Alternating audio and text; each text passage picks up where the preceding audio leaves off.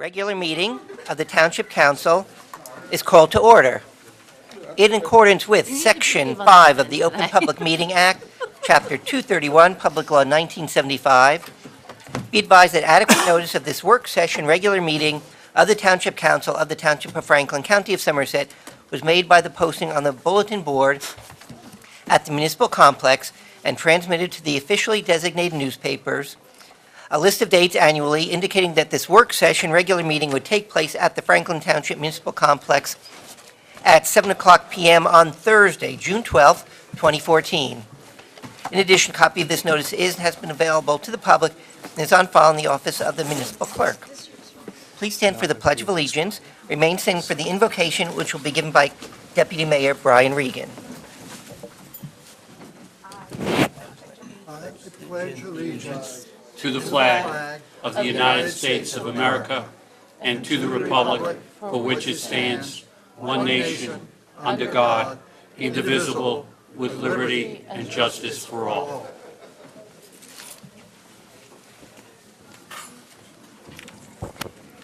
O God, the Creator and Redeemer of all the faithful, hear our prayers, and through your infinite love and mercy, graciously grant us the strength and power in our thoughts and in our decisions to be for the benefit of all people at all times.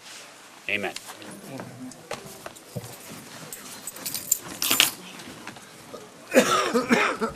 here just in case you want. Madam Clerk, please call the roll of the council. Councilman Chase. Here. Councilwoman Francois. Councilman Kramer. Mayor Levine. Here. Councilman Prasad. Here. Deputy Mayor Regan. Here. Councilwoman Sherman. Here. Councilman Vasanella. Here. Councilman Wright. Councilman Wright. Here. Okay, thank you. And just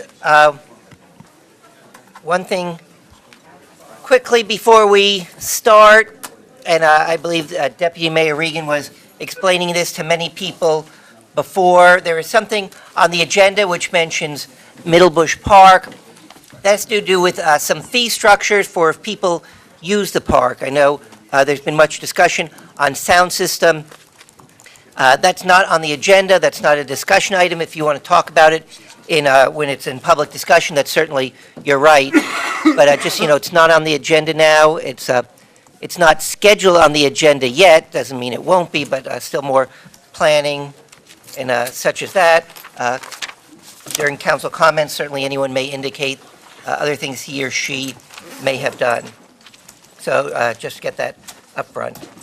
So we are at item number 5 on the agenda. If you'd like an agenda or associated resolutions or ordinances, they're by our clerk, Ms. McCarthy. Please, you can get up at any time. There's no problem doing that.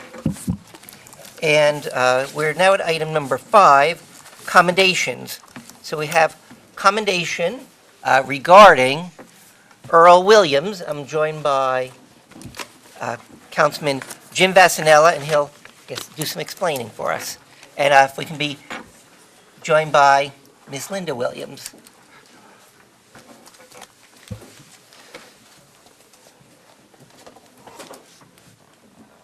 Is she here? No. Oh, good.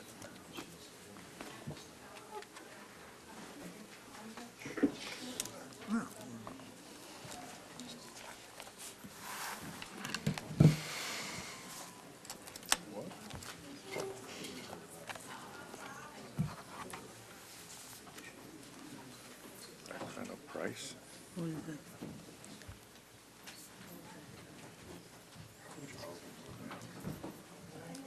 I saw that too. Which one? I have 3.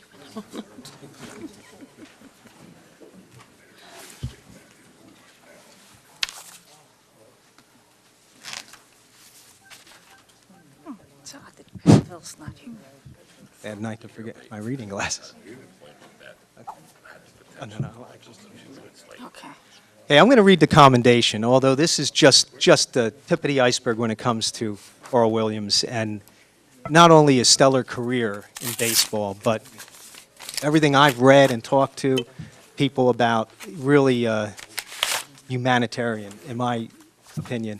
He was always very helpful to the community and youth groups in his hometown and locally, and the family will talk about that a little bit more.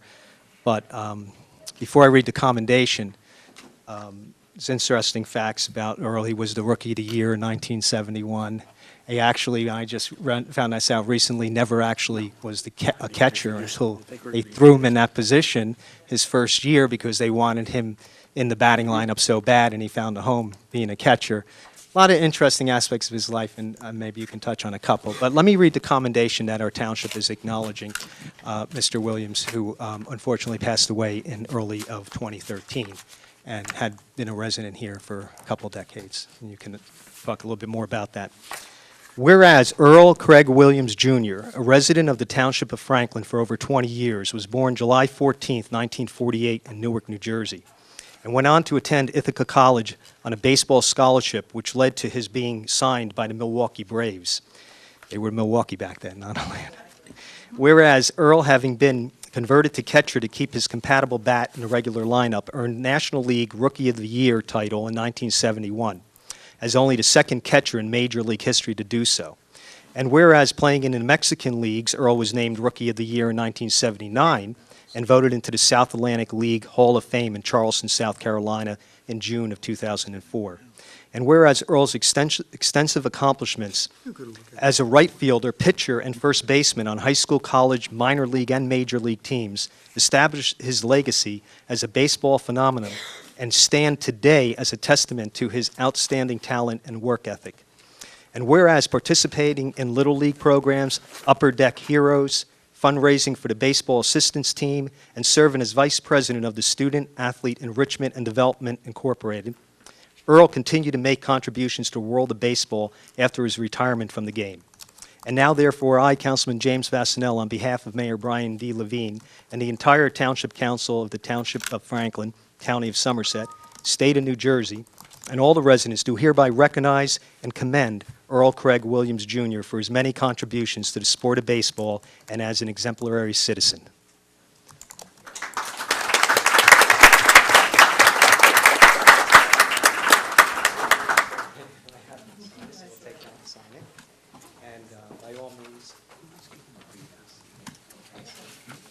I'd like to thank everyone for allowing us to be here this evening. Sure. And as you know, Earl was a great guy. Anything he could do for the community, he would always ask if anyone needed help, he would help you. As far as the kids go, he always wanted to see kids on the baseball field, you know. And he was like, well, if you have any questions, just feel free to knock on my door and ask whatever questions you have pertaining to baseball or anything in life. He was just a real friendly guy. Thank you. Thank you.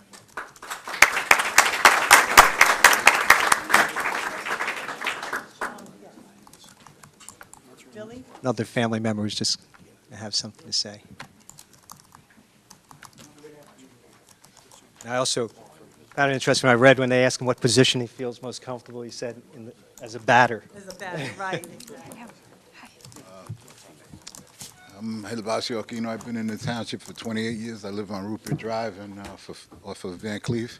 Earl's my cousin. And I miss him terribly.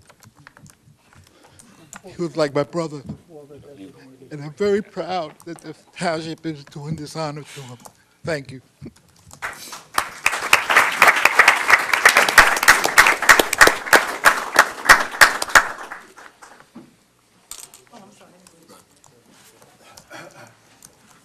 Thank you for this opportunity to address the council and the citizens of the town. My name is Alejandro Sanchez, also a cousin of Earl. I grew up in Newark. He was in East Orange, then he moved to Montclair. I went to Southside, he went to Montclair. And they played basketball against each other, but I didn't play, he played. And he also played baseball. And just like to say that coming up, it was a thrill to watch him play in the American League and a National League. And when he finished there, he still came back to the community and would get with groups and talk to younger ball players and get them organized. And he used to share that kind of information with me. So we all appreciate what's been done and keep his memory alive. Thank you so much.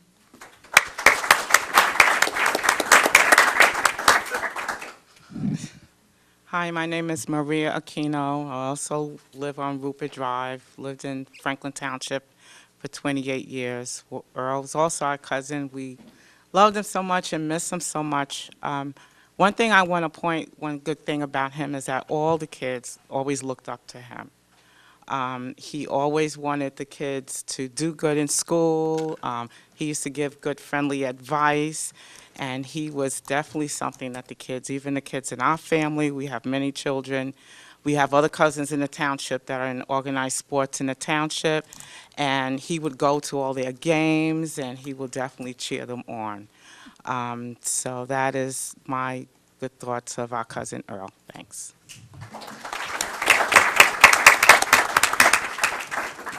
Good evening. My name is Bill Flagg, and I'm also Earl's cousin. And like Earl, I played baseball. I didn't play Major League Baseball, but I looked up to Earl as a kid. When I was in Little League, that's when Earl was the Rookie of the Year. And, you know, I kind of batted like him, and I looked up to him like, you know, an idol. And it's good when you're in sports and you love sports to see someone that's in your family that makes it to the big leagues. And Earl was not only a great baseball player, but he was a great guy. And the one thing I miss about Earl most was his stories, just talking to him.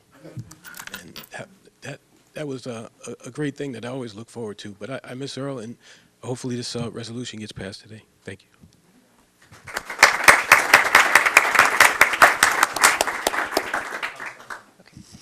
Yeah, thank Ms. Williams, who is also an honored member of our community, for being here. I'm just so I can remember, I'm pulling out Earl's baseball card, where it says he was, obviously has been said, the National League Rookie of the Year. I think this second year, he was number 2 in home runs for the Braves.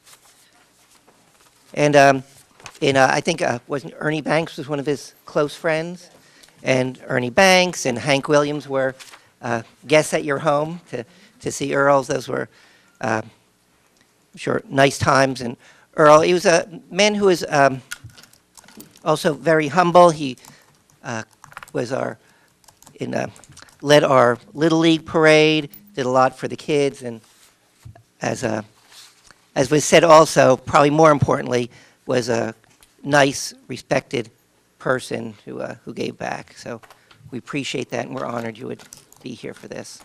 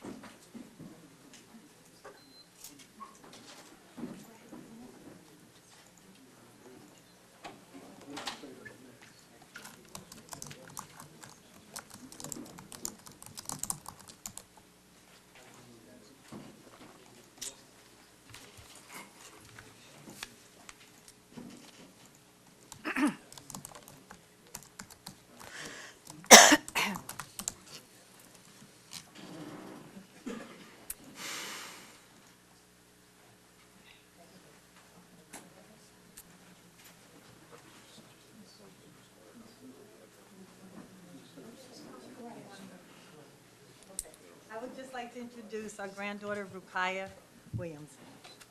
My grandfather, he came to my school to give presentations, and for my birthday, he came to read us a book when I was in elementary school. He's just like the greatest grandfather ever, and he always supported me with everything I did.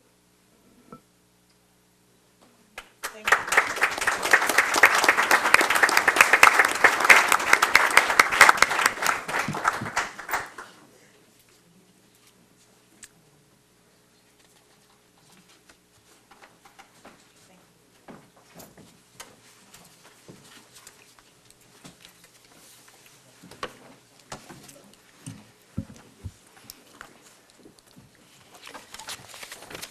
So now, Item 5B on the agenda is the Resolution 14-275, approve dedication of a Castleton Park ball field in memory of Earl Williams. So he'll be permanently a member of our town community. So is there a motion for this resolution? So moved. Second. Moved and seconded. All in favor, please say aye. Aye. Opposed, abstained, motion is carried. Ms. Williams, we're honored.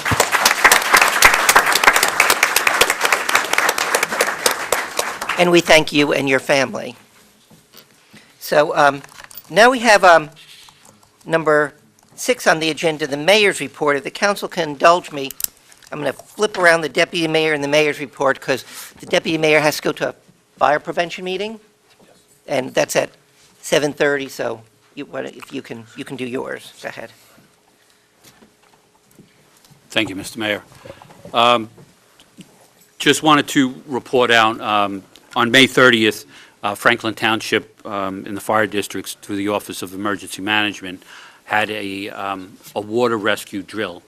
That drill involved first responders from all over Franklin Township, in addition with some of our neighboring communities, Millstone, Manville, Hillsborough, and I hope I didn't forget anyone. But why I want to bring that out tonight, is really to make note of the sacrifice and dedication our first responders have. Not only are they there in the emergency when you really need them, for them to be able to execute at a high level of professional service, they have to do drills. So there is a constant sacrifice upon them and members of the family, the men and women who were part of the fire department, police department, ambulance service, OEM office. We're up, at 5:30 on a Saturday morning, 6 o'clock on a Saturday morning to go do a drill. They went down to the Millstone River, simulated that there were 3 bodies in a canoe, 1 drowned, 2 were floating away, injured, and they walked through the whole drill. I was very impressed with their professionalism and their dedication. So I think, sometimes we lose sight of that as members of a community who are not part of that family. We lose sight of what it takes for emergency services to be performed in this town and all the work that goes behind it in the scene, in the background. So, I did want tonight, again, to thank all the members of the various fire departments that participated, the police, first responders, and then the Office of Emergency Management. As I've been involved as many of the council people when we had big crisis situations like a Sandy and an Irene where everybody comes out. But there's also these days when the rest of us are sleeping in bed on a Saturday morning because it's our day off. These men and women who are dedicated to serving our community as volunteers do this on their own free will.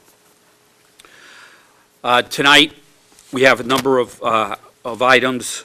We have some bond ordinances that are going to go through for introduction. Additionally, we have some resolutions. One of the resolutions has to do on 17Q has to do with grant application for Somerset County Youth Services Commission, where we're submitting to Somerset County for $5,000 for various programs, for boys, council, and girls circle programs, youth council, and ongoing activities. Additionally, we have a very interesting resolution where we're participating in a pilot program to do our tax sales electronically. So for, again, a lot of things happen in the background of running a town day-to-day that the average citizen doesn't see.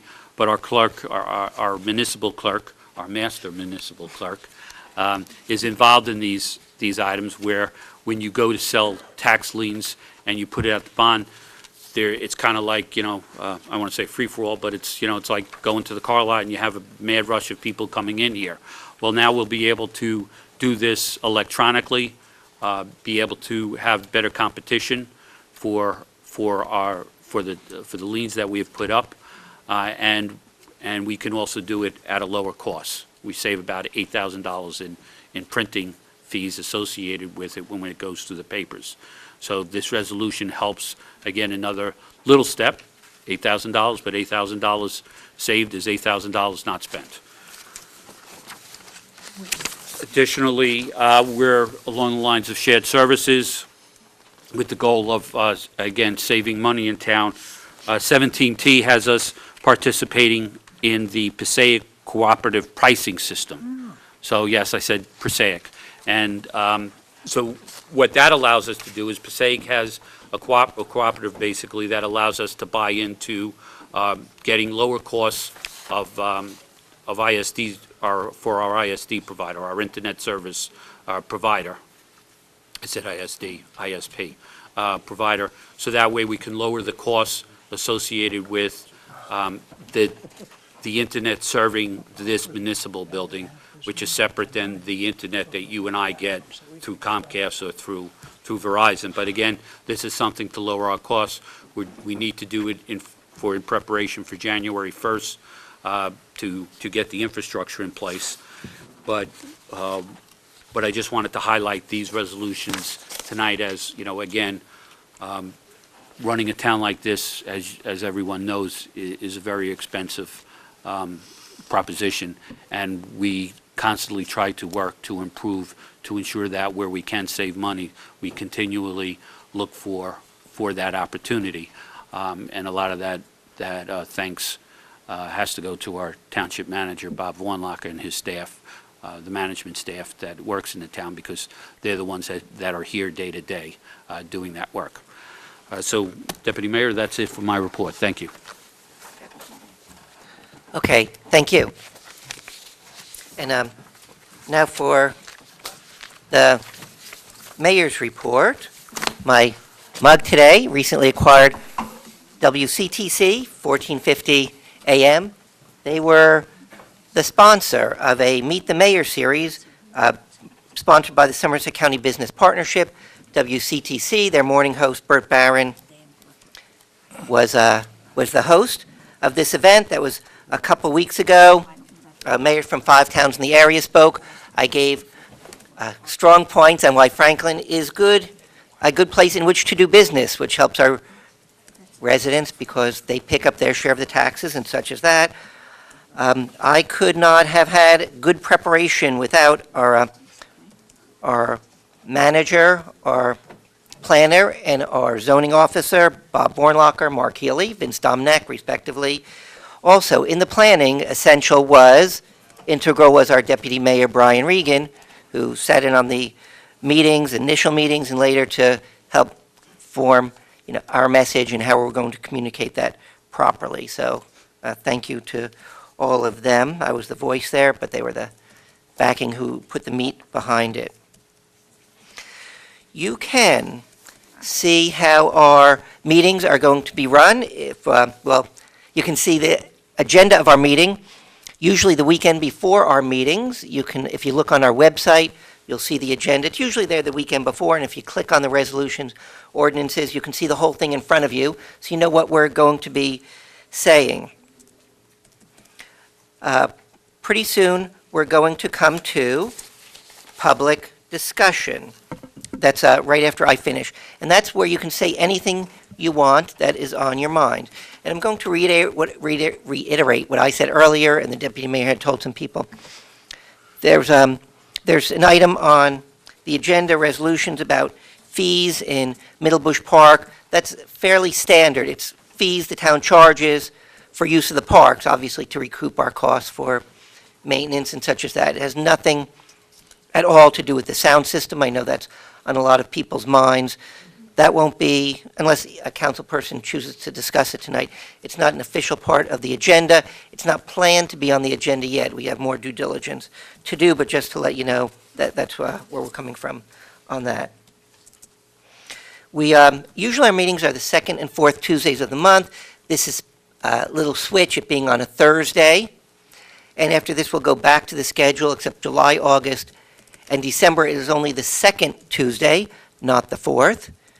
And there is a special meeting specifically on Catalpa Park at the end of this month on June 30th, 7 p.m. here in the council chambers.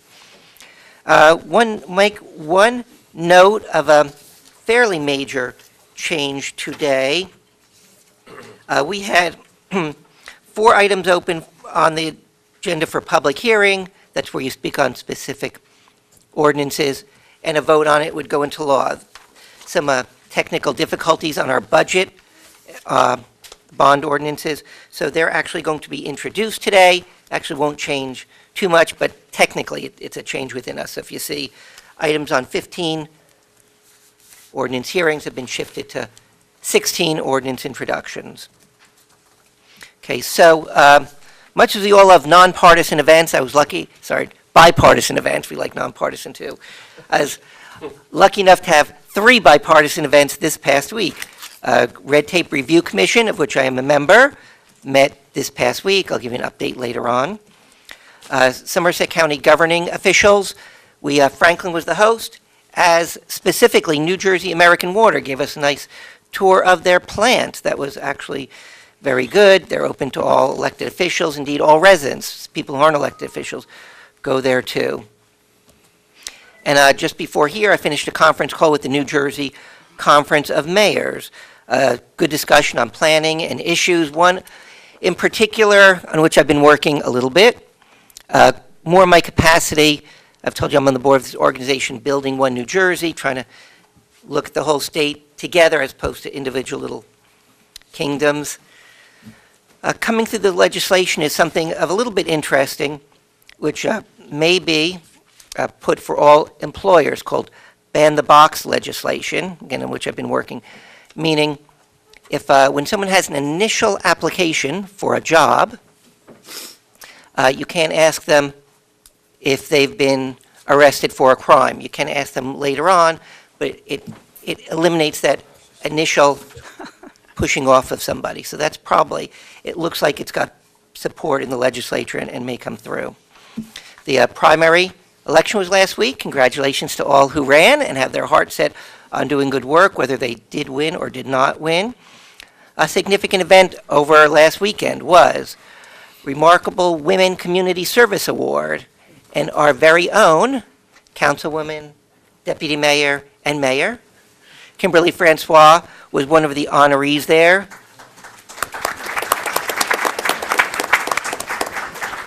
Councilwoman Sherman, Councilman Chase were there, Mr. Tibbs, good member of the audience, well-deserved recognition. And one upcoming event on which I want to give congratulations, though it's a little bit under the radar. In town, we have Crestwood Montessori School. I am not privy to their doings, but they had to close a little bit early on May 30th this year, and I believe they're not going to reopen. However, it's like preschool, kindergarten, first grade, I believe. However, tomorrow, as we speak, June 13th, they're having their graduation for the kindergartners. So in the past week or so, many of the teachers kept on functioning, and they will be at the graduation, even though their paycheck has ceased as of the end of May. And it's another high point for our educators, those who are concerned and dedicated, and how they give to their community. And good educators certainly worth their weight in gold. And our fireworks are on July 3rd, Thursday, 7 o'clock p.m. here in the Municipal Complex. We would love to see all of you here. And that concludes the mayor's report. So now we go to public discussion. Now here is our... Mr. Mayor? Oh, pardon me, Councilman Kramer, please. Hi. Thank you. So I feel many of the people here are here to talk about Middle Bush Park, and some of them to talk about the visual buffering of Middle Bush Park.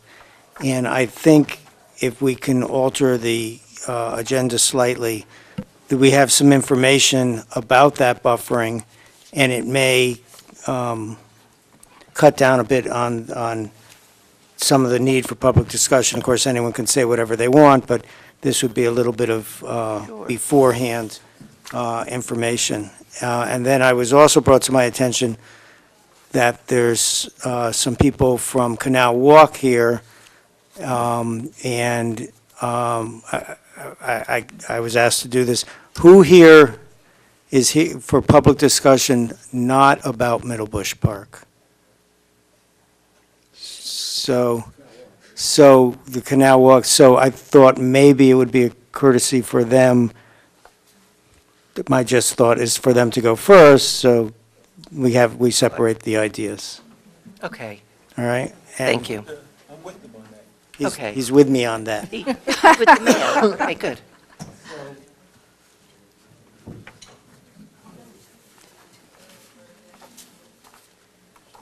So can we go ahead with public discussion? Or are you going to do that first? Did you want to mention something about?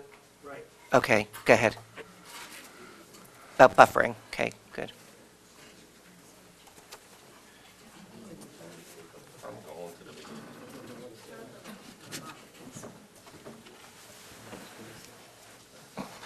So if the videographer could show the screen, please.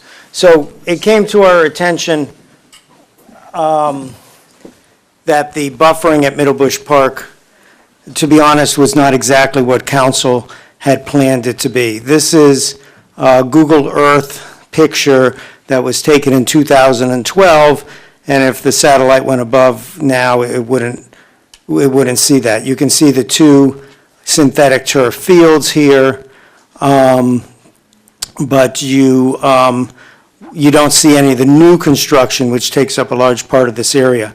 And what you can see is there's a large number of trees in this area, adding visual buffering to these houses at the end of Gauguin Way. This is Gauguin, and this is Charles Street. The municipal complex is down below where it says Google here. So it would be under this. So if we look, let me go back, sorry. You notice there's an opening here in the trees. No one can figure out why that was there, but some rumors that it was for fire access. But anyway, there's this large opening in the trees, and now that is that opening, and it has been cut back significantly to the entire opening is roughly along this line. And you can see, though, there's still a fair amount of buffering. There's the hole here, still that's there. But the next picture is a picture taken in this direction from about here in this direction. And you can see that what was buffered very well is there's no buffering. And what I have joked to some people, if Middlebush Park were Yankee Stadium, this citizen would make a lot of money selling tickets in his living room to be able to watch what's going on to Middlebush Park. So we toured Middlebush Park, Councilman Chase, Councilwoman Sherman, myself, the manager, the engineer were there.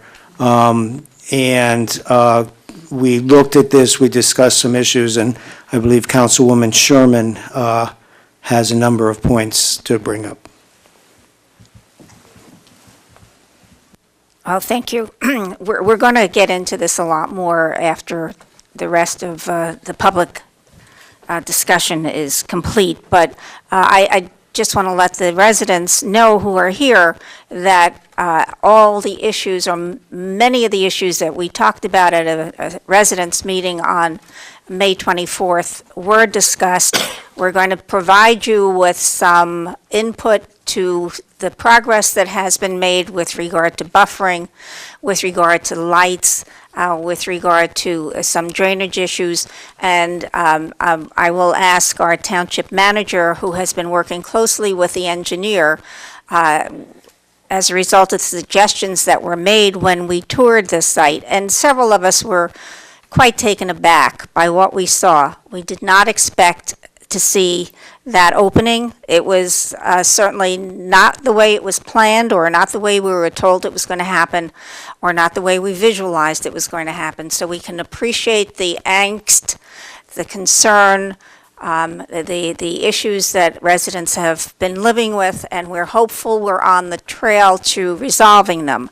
So we'll get into that in more detail, but the thought was, unless the other residents here would like to sit through the rest of this, we'll make a break and ask you, the three people, I think, who raised their hands, who said they were not part of the Middlebush issue, to be able to come up, make your points, and then we'll get into more detail about what we're going to be doing. So Well, that's wouldn't, okay? wouldn't we want the manager to tell what we're going to do here, and then we can, Well, I guess we miscommunicated. My Okay, thought I'm was sorry. to get the other people's issues out first and then go back. So I apologize if I wasn't clear about what I had suggested. That's the best way. So if it's okay with everyone who's here, Yeah, that's best. let's ask, I think, Mr. Glicklick had, I'm not calling on the people, I'm sorry. Okay, we just have to officially open it. And just as a point, okay, as a courtesy, those people, they'll come first. That does not preclude anyone else from later on saying anything that is on your mind, okay? Or change your mind, say, I don't want to speak about Middlebush Park, I want to speak about something else. It's just that those people who aren't, we'll let them come first. So as is our policy, so, everyone can come up once per meeting for 5 minutes, and in that 5 minutes, you make your point, you ask your questions. If we can answer it, we certainly will. Please, all the comments are addressed to the council. If we can answer it, we will. We don't yield time, so again, each person can say what you like, and we're glad to hear what's on your mind. So is there, we'll first open it for public discussion, then we'll kind of sidetrack to a little more information and come back. So is there a motion to open the meeting for public discussion? So moved. Second. Moved and seconded. All in favor? Aye. Opposed, abstained, motion is carried. Okay, so, again, just to reiterate, what we're going to do is, since many of you may want to speak about Middlebush Park or hear about it, as a courtesy to those few who have other things on their minds, we'll let them come up first to speak.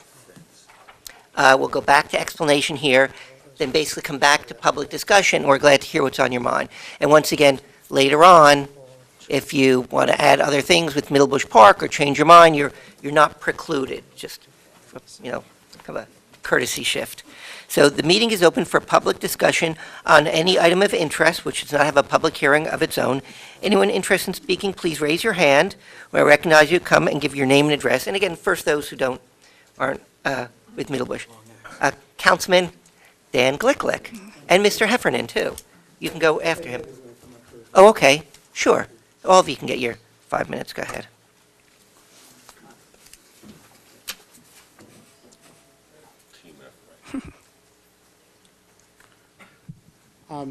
Mr. Heffernan is the chairman of our Government Affairs. Is this on? Yes. Mr. Heffernan is the chairman of our Government Affairs Committee at Canal Walk, so he has a petition that he would like to.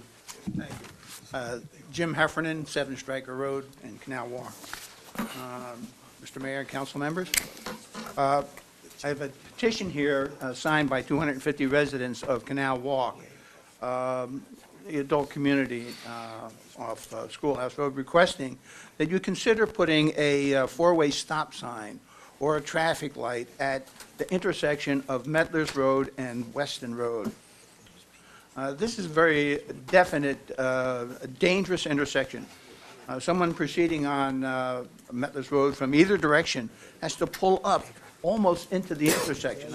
I know Councilwoman Sherman has done that before you could be able to see oncoming traffic. Now, I recognize that some work has been done for line of sight clearance, but still there is a problem.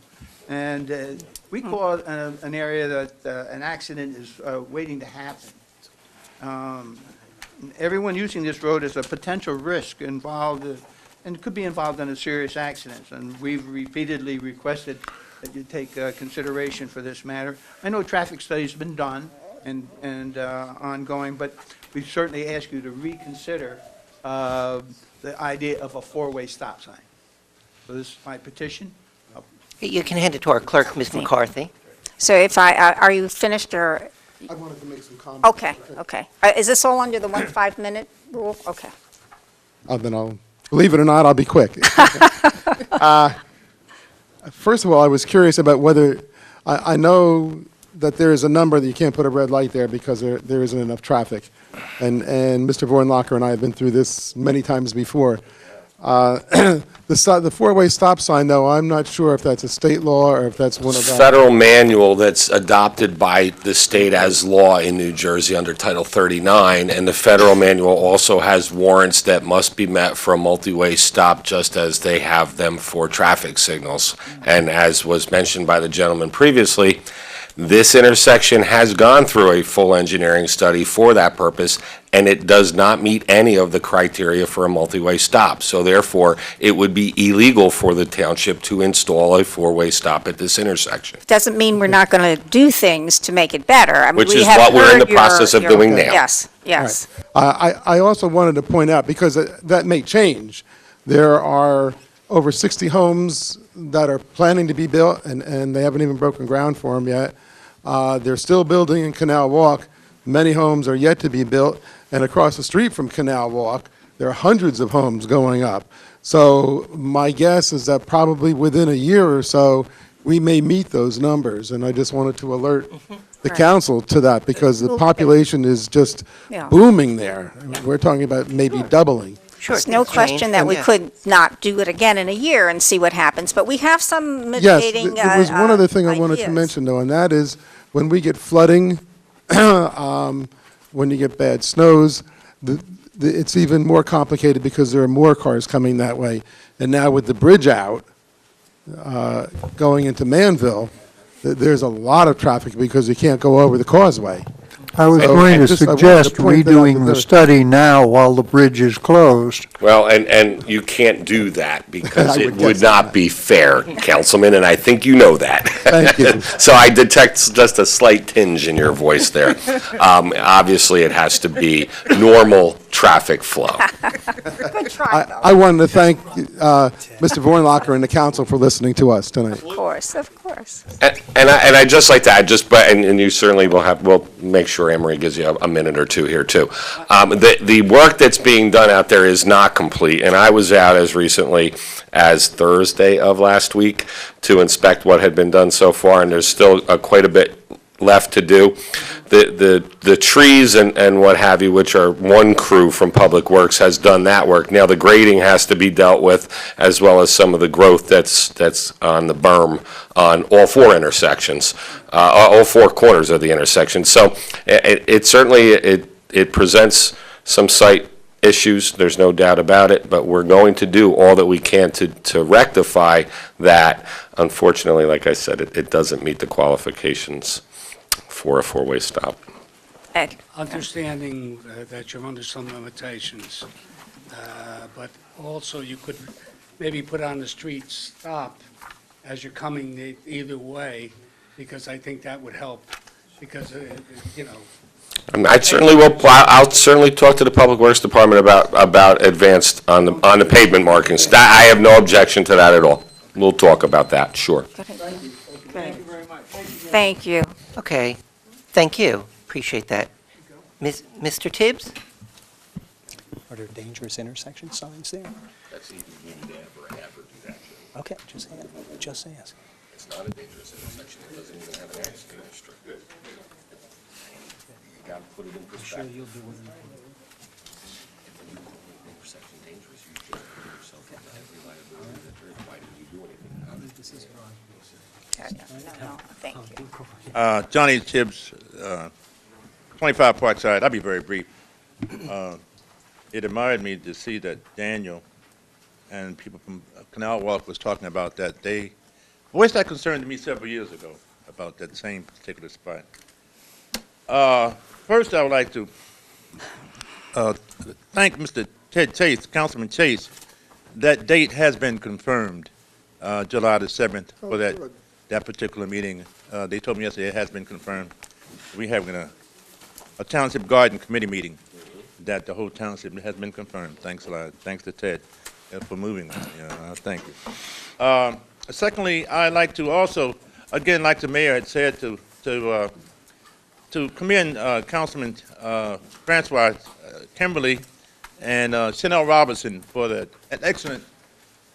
They're honoring people in the community that's doing specific work for the community, and it was recognized by a great number of people. And thankfully, I was honored to be there for that particular meeting. Once again,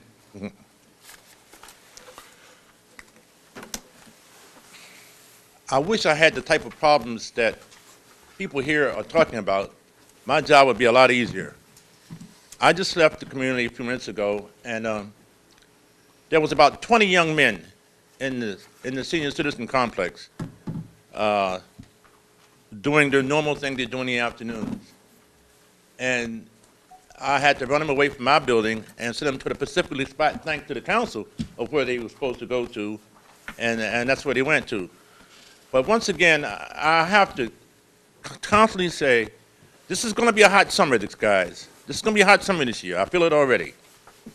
And if some way, somewhere through the Public Works Department or somewhere we can get some summer jobs for the kids, I'd be more than appreciative. Because this is going to be a hot summer, and you know the condition that SCAP is in, and they're about to lose the rest of what they got already. And another thing while I'm here, I might as well go ahead and lay on the line. I wish that you guys can get the 429 Lewis Street, eminent domain it. I don't care what you have to do, but give it to us. Eminent domain the building has been abandoned already anyway. If you eminent domain it, and there's a certain agency that will take it over and we'll get the funds for it, and I can put the kids to work, at least I can give them something to do during the course of the summer. If we can do it quickly, if you do that, I will help you keep the kids out of jail and keep them out of getting into trouble. Okay? I think that's very important to me. Okay. The last thing. I already told you it's going to be a hot summer. This is the most asinine, I want to say a couple words, you know me very well. This is the rules and regulations that my kids have to abide by to get into their own pool. Now there's 3 pages of don'ts. 3 full pages. I ain't never seen nothing like this in my life. You know? 3 full pages of don'ts that the kids, rules and regulations that the kids have to abide by before they can get into their own pool. Now, it also got some stipulation down here where the people in the park, the people in, where my glasses at? There's one thing down here that says that no member or guest shall use loudspeakers, public address systems, or amplifiers within the facility or in the whole park. Nor shall any portable radio, tape player, record, CD player, musical instrument, device played in any manner to create a nuisance. Guest radios or anything. That's our park rules.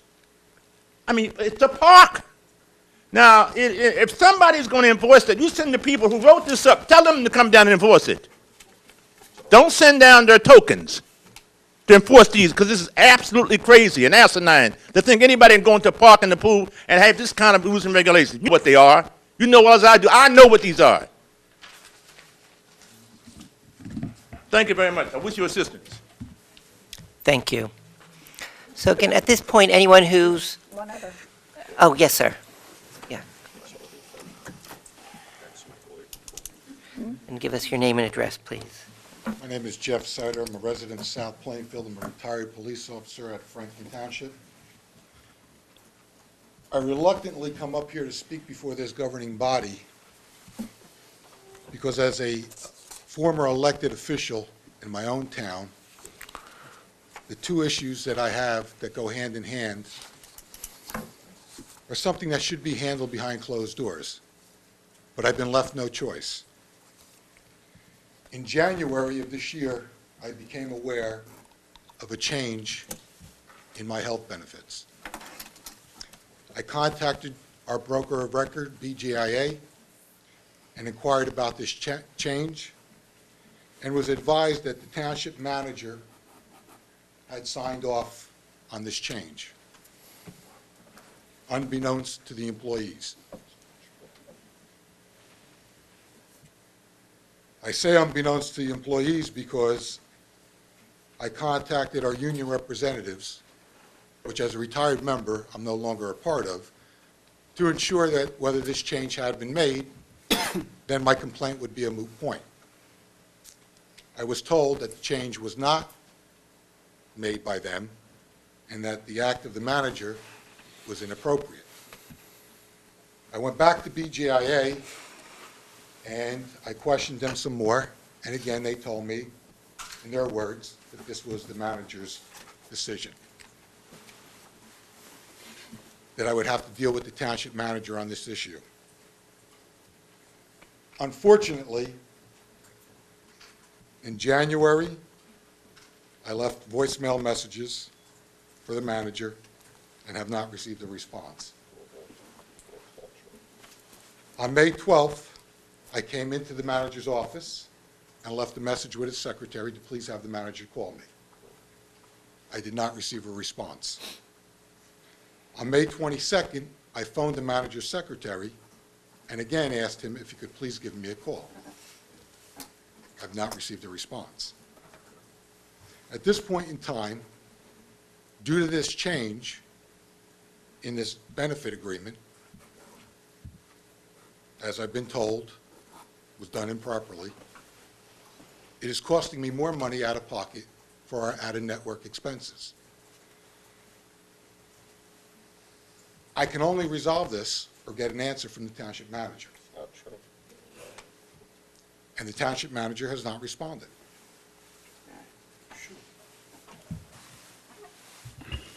Mr. Mayor? Yes, our attorney, Mr. Reno. Typically, our employees don't contact our insurance broker to get answers on this. We have a health insurance plan, they have an appeal process, and the question should we have a human resources department to whom these questions should be directed. So my suggestion is you call Raven Williams. She's the one that handles these things. She deals with Horizon and our carriers all the time, and that's where it should be. As to the rest of it, for council's point of view, I really don't think it's appropriate to discuss health benefit issues in a public forum here. Certainly, I don't want to disclose anything that's confidential. I don't want to ask this former employee to do that, so my suggestion is you call Raven Williams. She's the person to call, and that's the way it should be handled. Okay, Councilwoman Francois wanted to. Oh, yeah. And by the way, the manager, thank you, Councilwoman, you're correct. The manager doesn't make the decision doesn't quote-unquote change plans. These are plans that are approved by the council by resolution. And by the way, I know people say things like, oh, that was done improper or that was done illegal. We don't have a grievance from the PBA about it. They never complained to us about it. So I'm not really sure what it is. Health insurance plans change over time because of people who are in network, people who are out of network. Those are things that are pretty natural, if I can, please. So my suggestion is you call Raven, and she's the one who's trained and equipped and to respond to it. I'm not sure why you called our insurance broker. Maybe there's somebody there that you knew and you reached out for them, but the person you need to call is Raven Williams. I have a document, I can provide it to the manager if he wishes, in which it says if we have any questions about our health benefits, we're to contact BGIA, and we have a contact person. Okay. You need to call Raven Williams. That's number one. Okay. Number two, the question remains that if I came in and left a message with the manager, why I'm not given the courtesy of the manager either contacting me or having his designee contact me instead of leaving me hanging for 6 months. You were referred to HR. Excuse me? I said you were referred to HR. No, Bob, who referred me to HR? I referred you to HR. You did? When did we have a conversation? Your information was provided to HR, and you were also informed by my secretary, I believe, to contact HR. No, your secretary Okay. never informed me. Okay, you can pick that up with each other offline. Correct. I guess. Thank you. Right, but we have your point, and the attorney directed you, and I'm sure we'll come up with There's one where other that came. point for the director, for the manager. and I have to say this. I served this department, okay, and under you, as a fellow patrolman and as my supervisor, with honor, okay?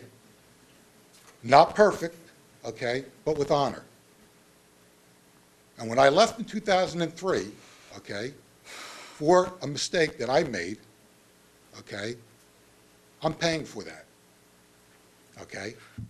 But I think it's disrespectful, the way I've been treated by the previous manager and this current manager, like a pariah, okay? As an elected official myself, I would have never, and I have never, treated anybody in the manner for which I've been treated.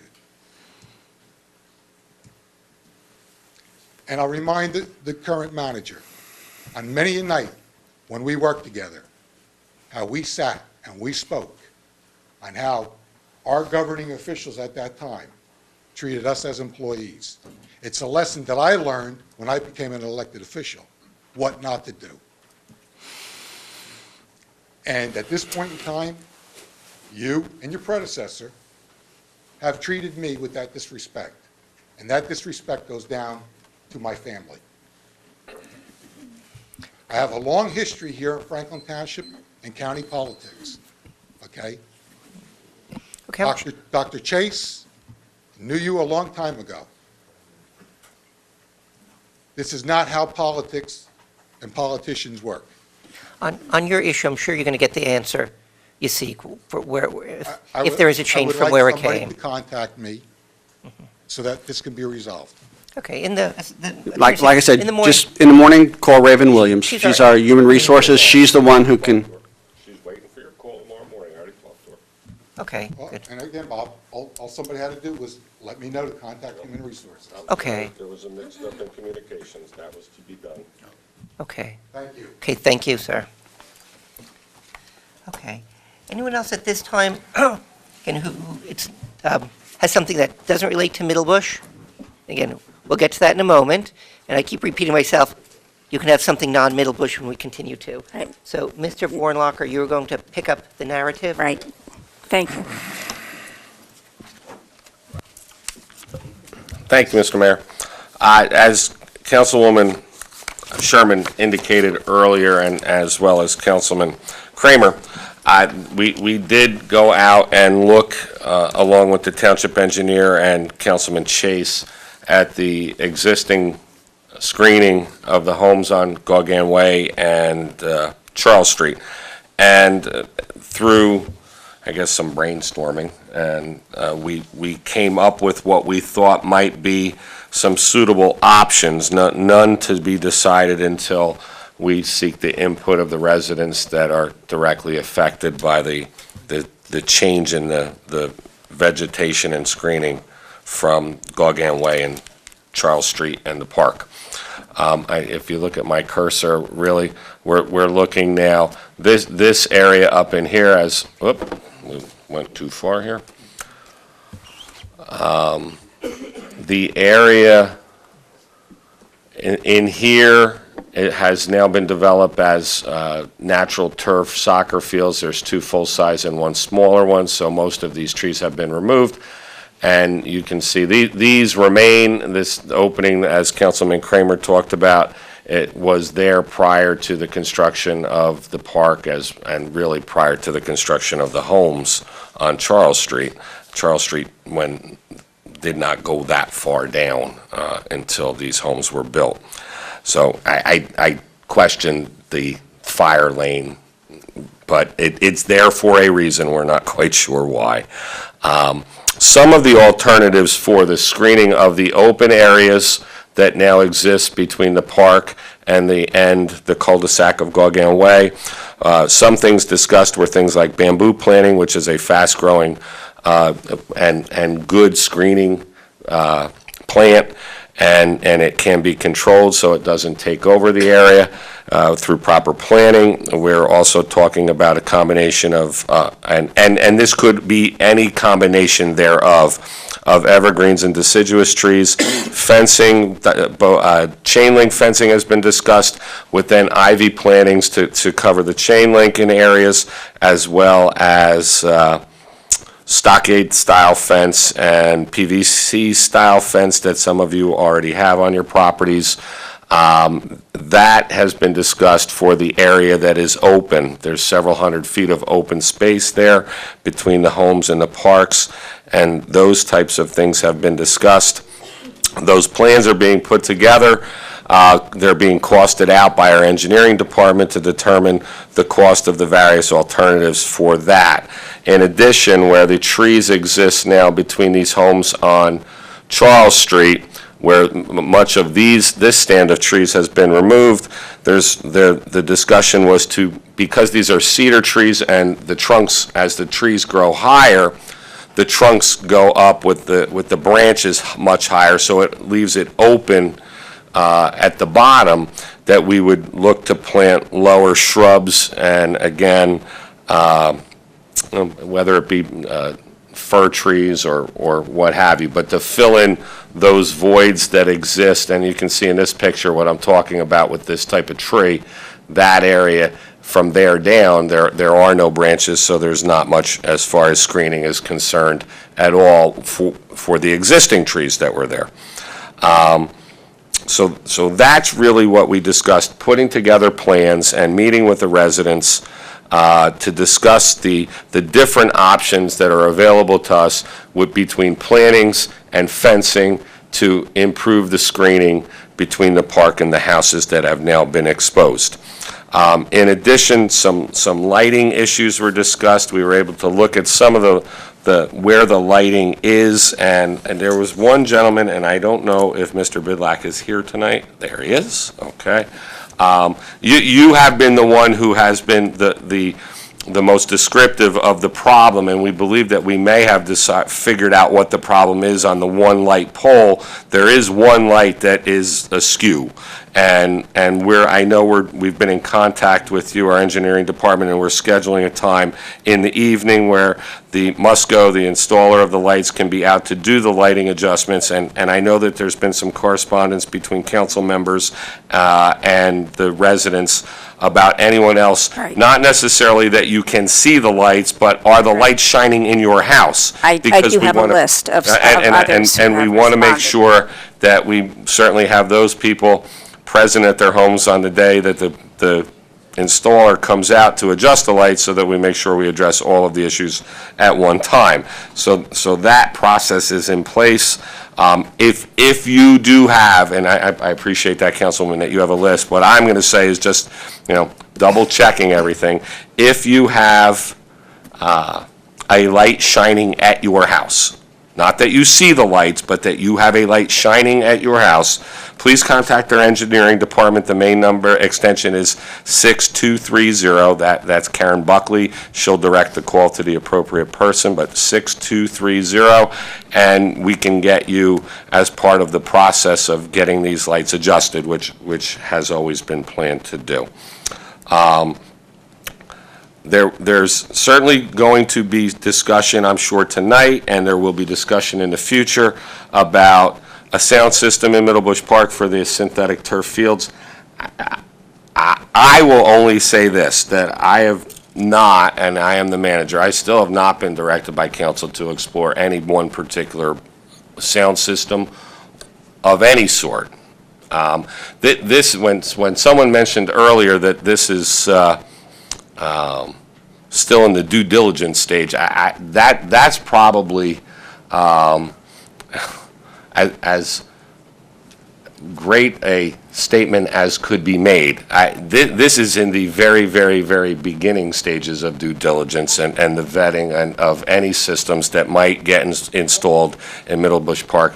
And we, the staff members of the township, who would be responsible for things like bid prep, bid specs and things like that, we are nowhere near that point in the process.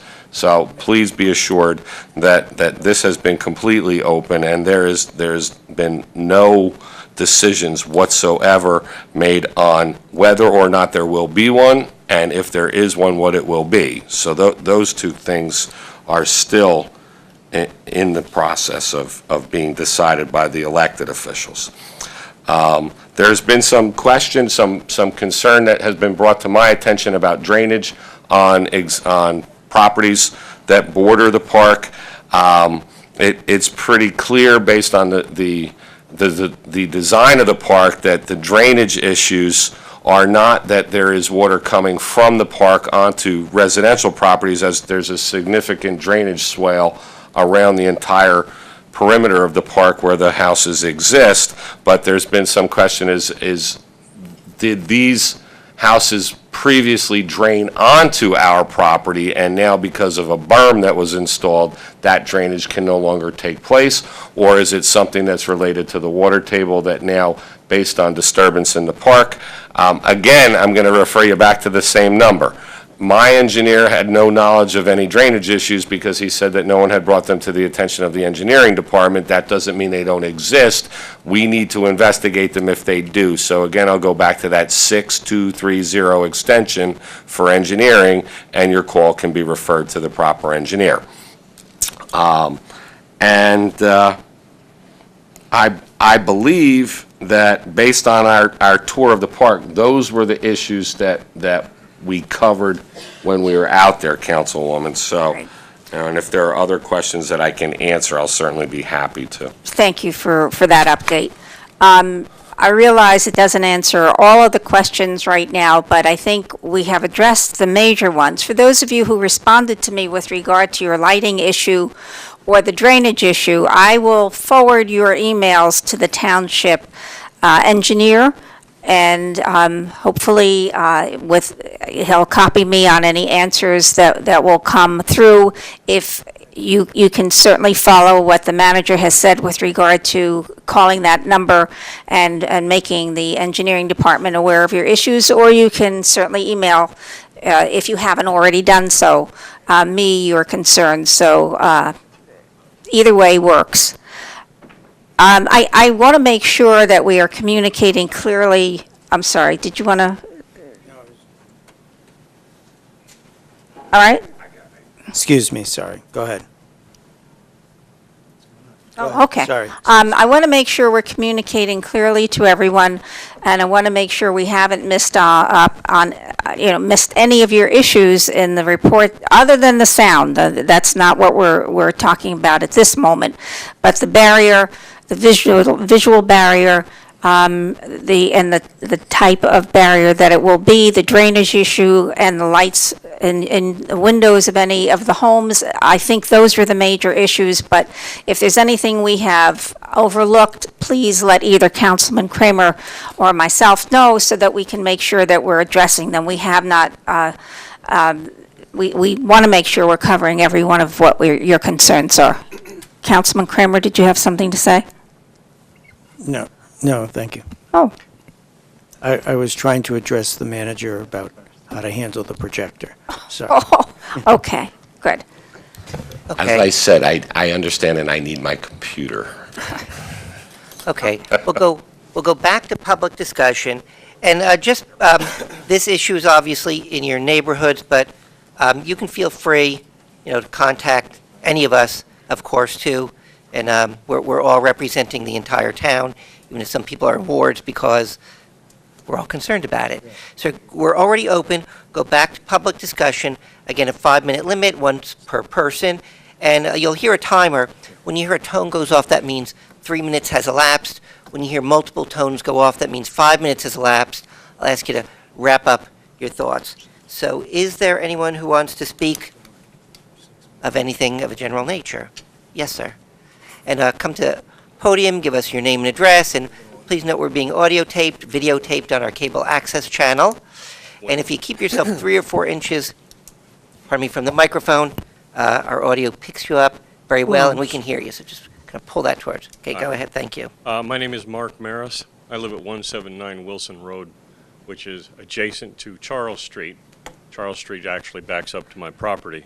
I've spoken with Councilman Sherman, Mayor Levine, and Councilman Kramer on several issues over a number of years. Because Middlebush Park is essentially in my backyard, issues that haven't been spoken to about the sound system or any of the other issues with finance are not really my concern. But what is my concern at the moment was partially addressed with the drainage issue, but also addressed with not only the loss of vegetation to absorb some of that water that's now going from a hardscape into that drainage area, but also the loss of habitat. I have noticed an increase in wildlife on my property over the course of the last 12 months, primarily due to the excavation of the property, the loss of habitat for deer, fox, groundhogs, snakes. They're all ending up on my property. I don't have an issue with them in general. However, the multitudes that have moved in the last 12 months does cause me concern. My garden is non-existent thanks to the deer population, but that's always been an issue. The influx of other species does cause me concern because I have young children. I have a 6-year-old, and for her to come across an animal that may have come in contact with a rabies issue now becomes much more of a concern than it was prior to the issue of eliminating all of this habitat for the use of soccer fields.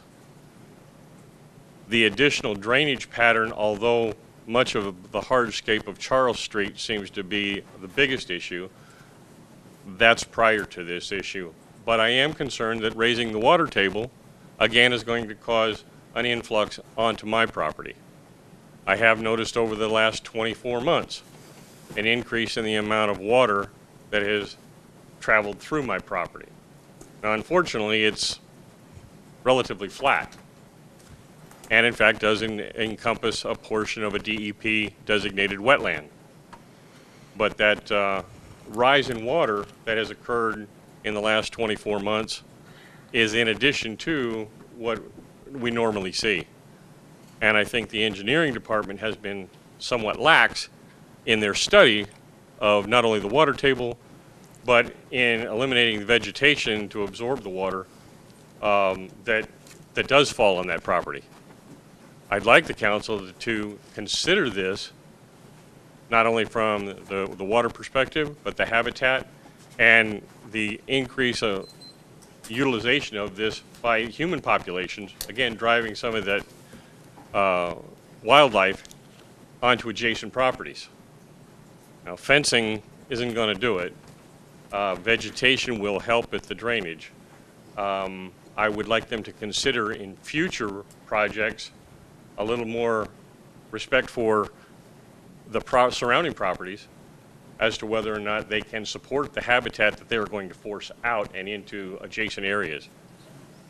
As far as the rest of Middlebush is concerned, I've been a very active part in the recreational development, trying to understand more about the master plan. One of the items that I had hoped would be encompassed into the area around Middlebush was the construction of a community pool that would provide recreation on a 12-month basis for children of all ages, from infant through senior, provide some recreation for a lot of our youth, as one of the other individuals had spoken to earlier. And my understanding is that the whole issue of a community center or a community pool has been pushed down the priority list by this council. That's an irritation that I really feel is inappropriate. When I attended the recreation meetings earlier, that was at a very high priority level, subject or secondarily only to the development of some of these team sport fields. Well, a 6-month-old does not have the wherewithal to participate in team sports. However, they and their families do require recreation. Now, my daughter and my family, we utilize Colonial Park on a great basis. and she has been doing so since she was a young child. She just celebrated her 6th birthday, thank you very much. And we had a wonderful experience. I would like the council to move that item up the agenda on their recreation so that a community center that would provide for young adults and young children on a 24-month or 12-month basis, rather than just a seasonal basis, be at a higher priority, and so that those discussions could be advanced accordingly. Okay. I thank you for your time. Thank you much. Thank you. Okay. Anyone else want to speak of something of a general nature?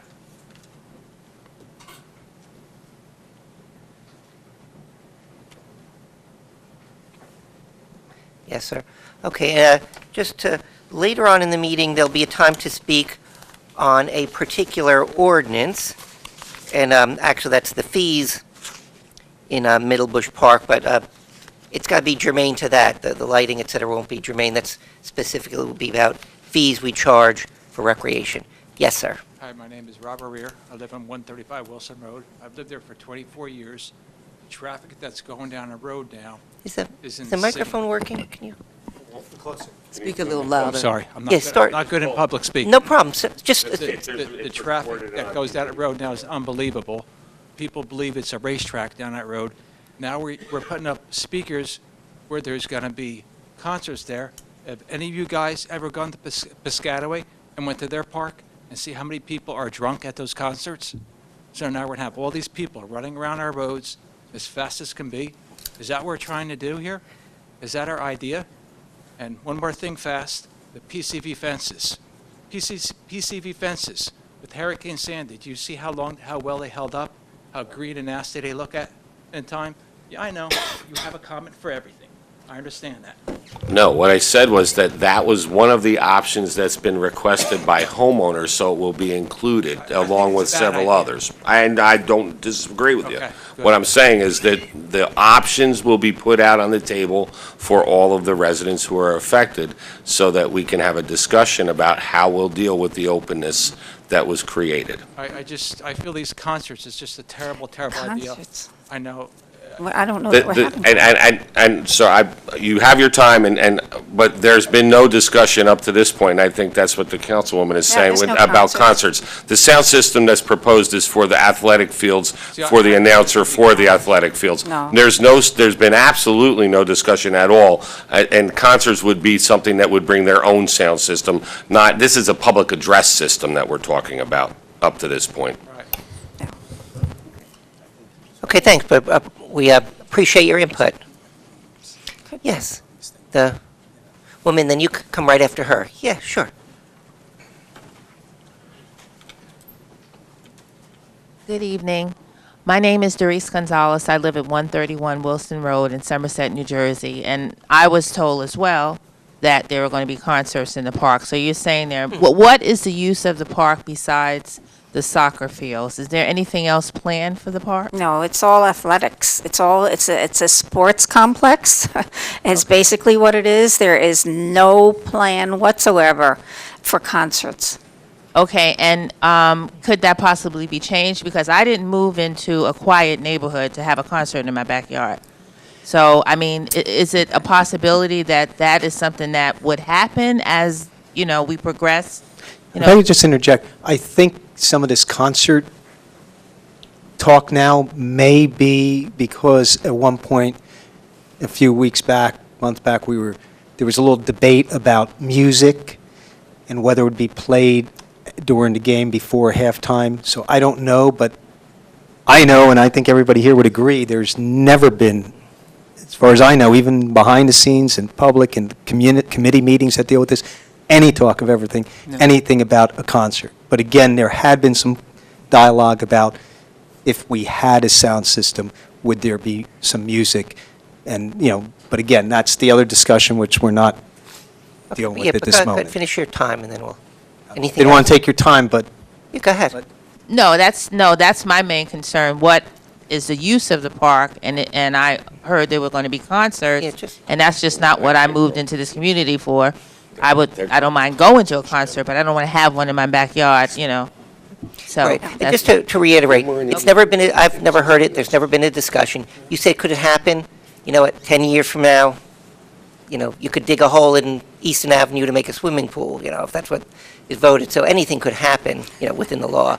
So I couldn't see it happening, but, Okay, well, while I That's what do have time, I really would not like there to be a speaker system in the Okay. park. Yeah. good. I mean, good, you're informing us. Yes. Thank you. Was that a vote, Mr. Mayor? A vote for always listening to people, just like you do. Okay, yes, ma'am, you want to go? And did you want to go also?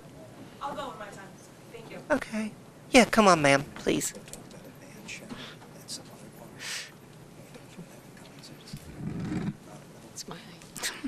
Good evening. My name is Roma Malkana. I live on 3 Gorgan Way. I've been at these meetings before, and I do appreciate the time that you're giving us to hear us out. We're all hoping that the more you listen to us, the more effect we'll have on you. So that even though we seem to be a small group of people in the township that is being affected by this big, huge project, which is supposed to be beneficial for a lot more people, but that as individuals and as a smaller group, we do have rights too. I have brought some statistics with me, but I'm going to be just a little bit, bear with me, emotional for 1 minute. I came to this country in 1974 on June 8th, precisely 40 years and 4 days ago.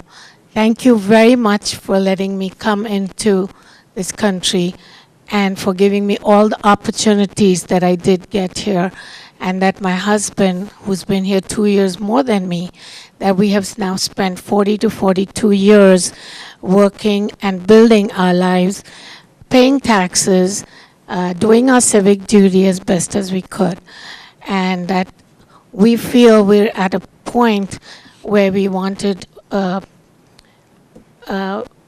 we really need the peace and quiet that everybody's talking about. And so, yes, I object. My husband cannot be here. I mentioned last time he's disabled. He does not step out of the house more than once a month, if that.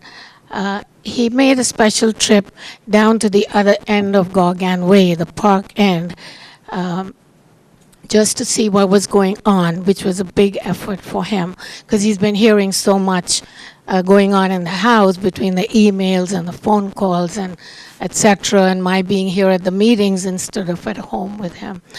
But honestly speaking, it was also the first time that I actually made the trip to the other end of Gorgan Way. And as some of the council people described, I think we really did go into shock. The bareness, the starkness, the whole picture that we had come into when we bought from the builder 12 years ago, and the change in that picture. We used to go to that end of Gorgan before he became disabled to sit with the neighbors with our folding chairs and watch the fireworks. I don't think, from that point, I don't think anybody does that anymore. It's not a pretty sight, but anyway. Having said that,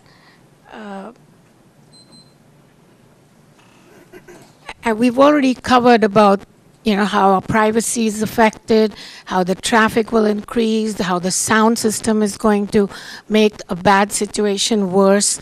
But the statistics that I have brought are in relation to the values of the homes, which is a very important aspect also to homeowners there, not just us, but all the homeowners there. And our realtor neighbor, Yasmin, who is present here today, last time talked about how there were 8 houses out of the 47 on the market, which is about a 15% And there was a question by the council as to how it relates to other areas and other neighborhoods. Now, I'm not terrific on the computer, and I'm not an expert, but just off of Zillow, which basically, all the MLS listings and all the other websites, they syndicate to Zillow. And from that, I found that Section 1 of Glen Eyre Estates, which is what our development was called, by the same builder, the same models. I don't know how, it's identical. You can't get another neighborhood that would be proper to compare with, and which is within less than a couple of miles of the park. So Section 1 has 3% of the houses on the market. We are Section 2 on Charles and Gorgan. We have 15%, and Section 3, which is on Cedar Grove, has 5%. So ours is the highest percentage of houses on the market, and also have taken close to a year to sell. I'm hoping that Yasmin and other experts will bring in more information to the council. But in the meantime, this is the most basic facts that I could bring, that compared to our 15%, it's 3% off of DeMott and 5% off of Cedar Grove. Thank you so much for listening to me. And this is not easy, coming up and talking like this, but I'm making the effort, and our neighbors are making the effort, and I appreciate your listening to us. I hope it has some effect. Sure. Thank you. Thank you very much. Okay. Anyone else wish to speak? Can raise your hand or come. Yes. Okay. Yes, sir. Then you can go right after him, okay? Then just come on up. Go ahead. Hi, Neil Stratman, 21 Gogan Way. I'd like to thank Mr. Bornlacher for working with the council to talk about different options for providing some privacy for us. It really will make a difference to us. Keep close. Oh, I'm sorry. Yes. Just let them all hear you. Absolutely. So I would just like to ask the council to consider, as you talk about a sound system in the future, the needs of the neighbors of Middlebush Park. My wife and I have a 2-year-old son. His bedroom window is less than 100 feet from the park. We can hear construction when we're in the house. We can hear the crowds cheering at a game when we're in the house. So we're certainly going to hear a loudspeaker. And, we put him to bed at 7:30 at night because that's what we decided, and that's what our doctor said is appropriate for a child his age who needs a lot of sleep. And I just don't think it's right that Pop Warner is going to dictate when our child's bedtime is. That should be up to us. We should be able to put him in bed, let him get a good night's sleep, and not have him disturbed by a game or something. So anyway, thank you for your time. Okay, thank you. Yes, ma'am. Yeah, go ahead. And then you can line up. Sure, you can go next then.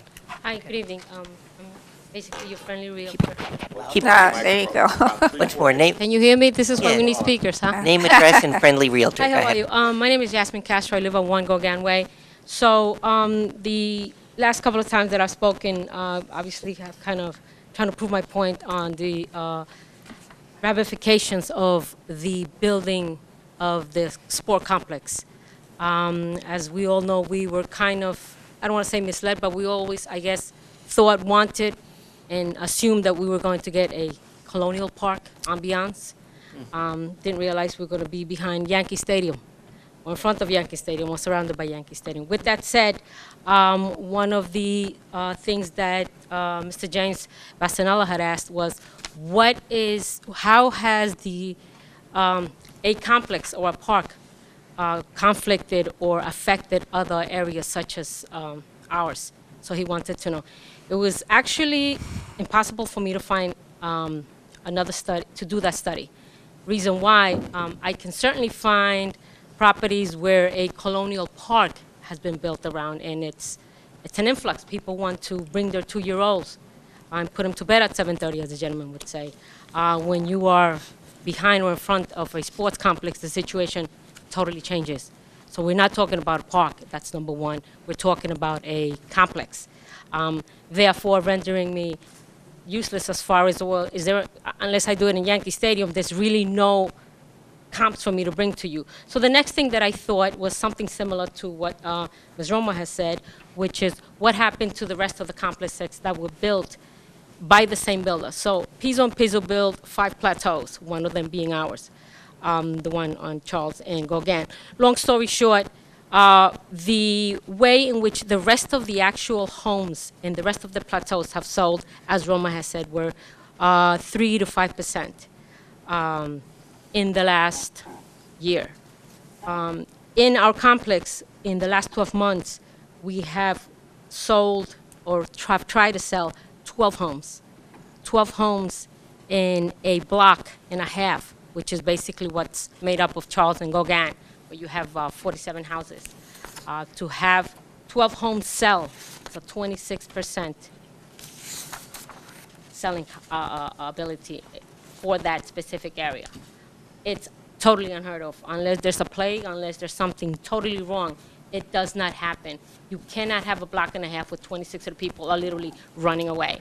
I don't want to bore you with more statistics, but that kind of just sets the tone for everything. If the rest of the plateaus that were built by the same builder within Franklin are selling at a 3 to 5% increment, and we on Charles and Gauguin are selling at a 26% increase, people are running away.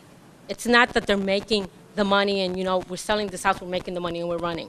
To be specific, I don't want to, I will give you the information, and I will leave it with her as to what are my foundings. Again, you can find it on the MLS, which is basically whatever realtor uses to give comps to buyers and sellers. Just the 2 houses that have sold, specifically on 100 Charles. The property was bought a year ago for $680. It's on the market now for $639. $41,000 decrease. So in a year, someone came in, purchased the property. Now to sell it a year later, that owner has to lose $41,000 to be able to put it on the market and to market that property. That's one. The other one is 123. It was purchased also a year ago for $685.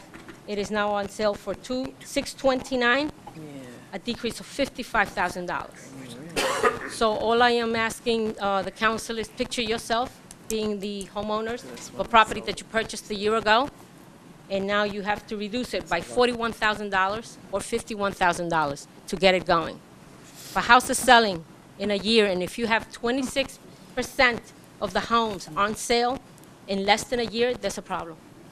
This all started with building. People are just running away. This is not the way they want to live. Thank you so much. Thank you. I'm going to just leave this information. Okay, thank you. Yes. Good evening. This is the first time I speak in front. You have to get closer. Good evening. My name is Evelina Ruseva, and I live on 139 Charles Street.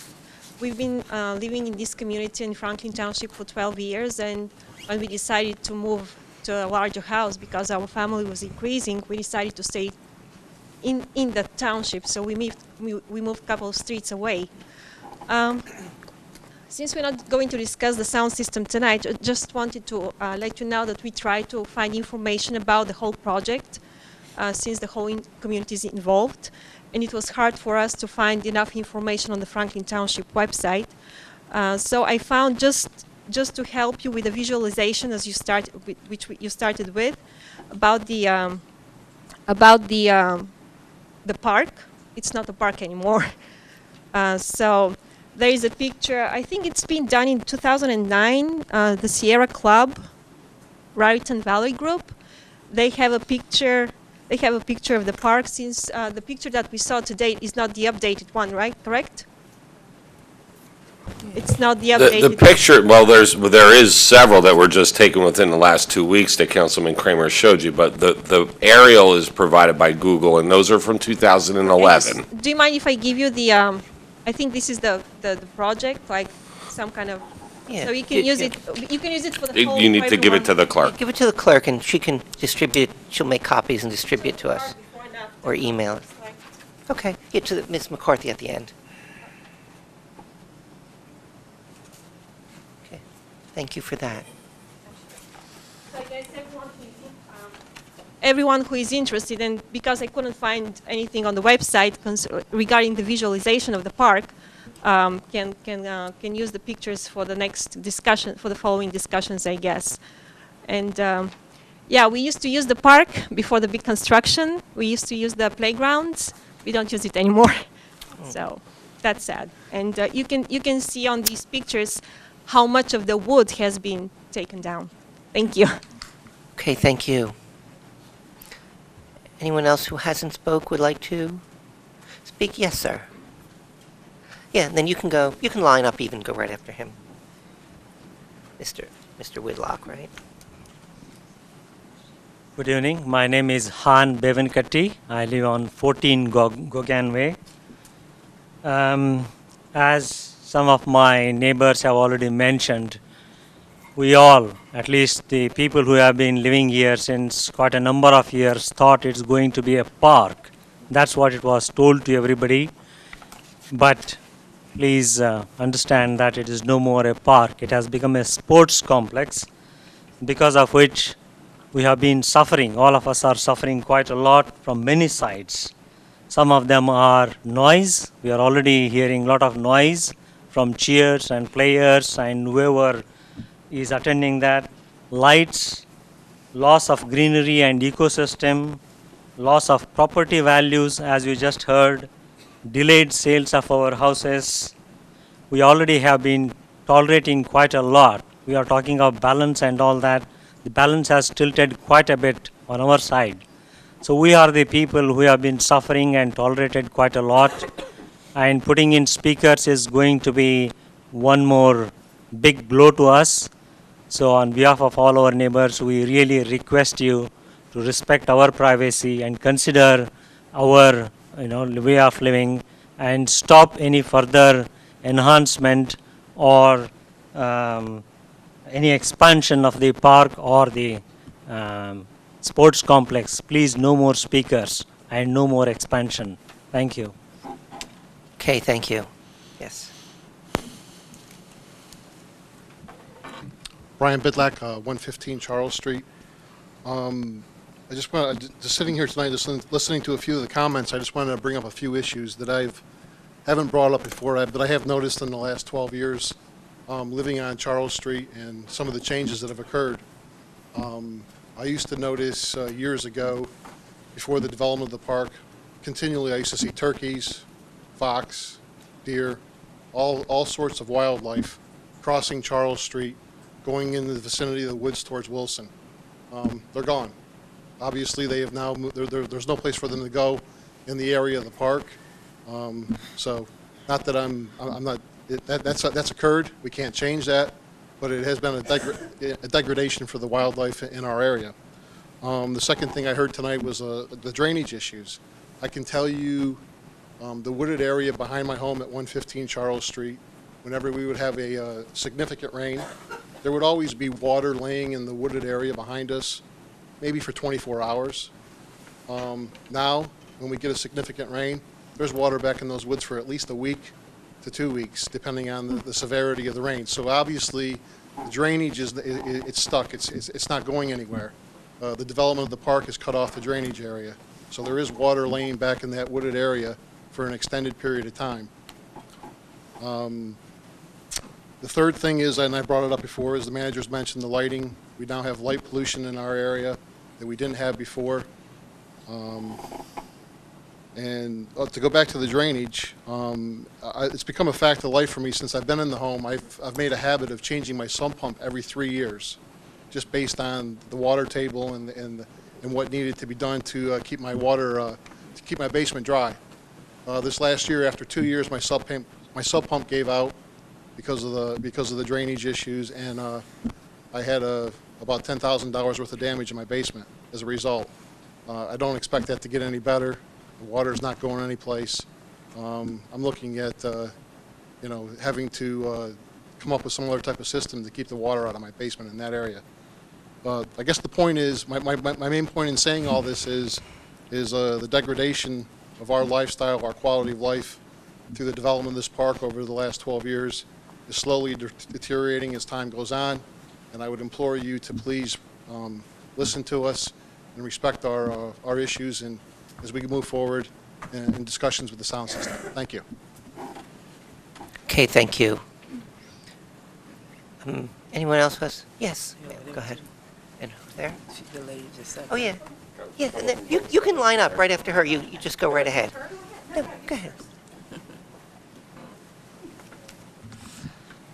Good evening to the council, Mayor Levine. Mr. Vornlocker, I've spoken to you a couple of times on the phone and we get to meet. I like to see people. I was here last time and I want to bring a different aspect. I was talking about decibels and noise and I'm still concerned about that. But I wanted to let you know since we last got together, I've been walking around my community. I live on, my name is Ellen Vastola. Oh, sorry, thank you. Ellen Vastola. I live on 43 Norwich Place. It's the Trendmakers apartment condominium community. I'm very happy there. I've been there over 25 years, only a couple more years to go before I pay off my mortgage. I'm happy. I chose Franklin. And I want you to know that, I'm so delighted I chose Franklin because almost every Sunday, I walk outside my condo and I take a nice walk up the walkway onto Gauguin, down Charles, over to the library. And I'm always thinking, how lucky am I that I chose this place? What foresight I had when I was younger, that I chose this, that I can walk to the library, utilize that. I see people there, and I'm like an inveterate reader. And I go, my quality of life here is great. Well, I have been seeing, as I walk down Gauguin and Wilson, the change in the environment. And I remember thinking, before I heard about this, those poor people in those houses. And then, because, I saw the trees go. And then I saw the different development. And then I'm going, wait a minute. I'm only a stone's throw away from that. And I really love to throw open my windows, get the breezes, and God knows, Mom, I'm now feeding the birds. It used to be so boring when I was younger. I'm now out there feeding the birds. I'm doing my walk, and I want my quality of life. I chose Franklin. I'm a Jersey girl. And I have to say, I've worked on some U.S. EPA grants for different environmental issues. I have been in every county of New Jersey. I'm really proud to say that. I'm so lucky. But I'm a Jersey girl. I grew up at the shore. My grandparents were there. I chose Franklin. And I want to continue to live here. I don't want to entertain the thought of leaving. So once I found out about this, because I do like to get on a campaign, I have many soapboxes I stand on. This has now become one of them. I've been talking to my neighbors. So I went around knocking on doors the last 2 weekends since we were last here. And if a door opened, I pretty much got a signature. People are very busy these days. So, they weren't always home. I was doing it weekends. I didn't want to be intrusive, during mealtime, whatever. But I can tell you that if a door opened and I spoke to them, I would say 90% of the time I got a signature. When I didn't get a signature, either they said, nah, it's not going to be that bad, or they go, I'm a renter and I don't feel as though I can sign. But every other person I spoke to in our community, our demographic is diverse. We're not age restricted. We have up and coming people coming in to buy. It's their first home. They'll move out. And in talking to some people, they're going, well, it's like a done deal. It's already done. There's nothing I can do about it. And I'm disheartened to see that people can be so apathetic. It's, I'm not. I'm German Italian. This is the Italian coming out. I got to take a stand. I'm here. Look at me. Wait me. One time I called NBC News years ago about how they were broadcasting the Olympics. And the NBC operator said, your call is equal to 10,000 viewers. That started me on my campaign to speak up. If look at me, I represent at least 136 people in my community, and maybe more. And everybody else who came here, all their concerns, they live close. What they're speaking should be, I think, weighted heavily. We are going to bear whatever impacts and have to live with them in the future. And I know you want to be sensitive around, what we could be subjected to or exposed to. So please take this into account. I understand. I grew up sports, 3 sports in college. I got like a medal in track and field, basketball, the equestrian team, volleyball. I wanted to be an Olympic swimmer. I've done it, Bazinga. I've done it a lot. It's, I love sports. Great for kids. I don't want to hear it. I want to open my windows in my nice little condo and enjoy the breezes and the birds, and I want the kids to get, their sports experience, and all my sports experience did not have broadcasting. I didn't need it. I have great memories from playing college, sports, high school sports, and nothing had a loudspeaker, but I came away with great memories and great life lessons. So thank you very much. Okay, thank you. Yeah, go ahead. Hello, Kathleen Kelly, 65 Wilson Road. I live a little bit further away from the people who are directly behind this. However, this is a different perspective because I'm hearing the stage house. The stage house echoes around the neighborhood badly. Some bands are better than others, gotta admit, and some are much louder than others. So now we're going to add in a second sound system into a very enclosed area.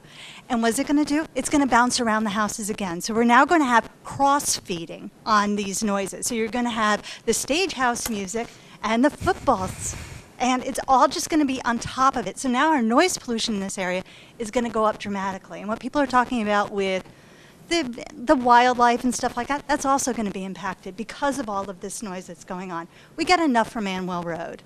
We get enough from all of the other noises that we have.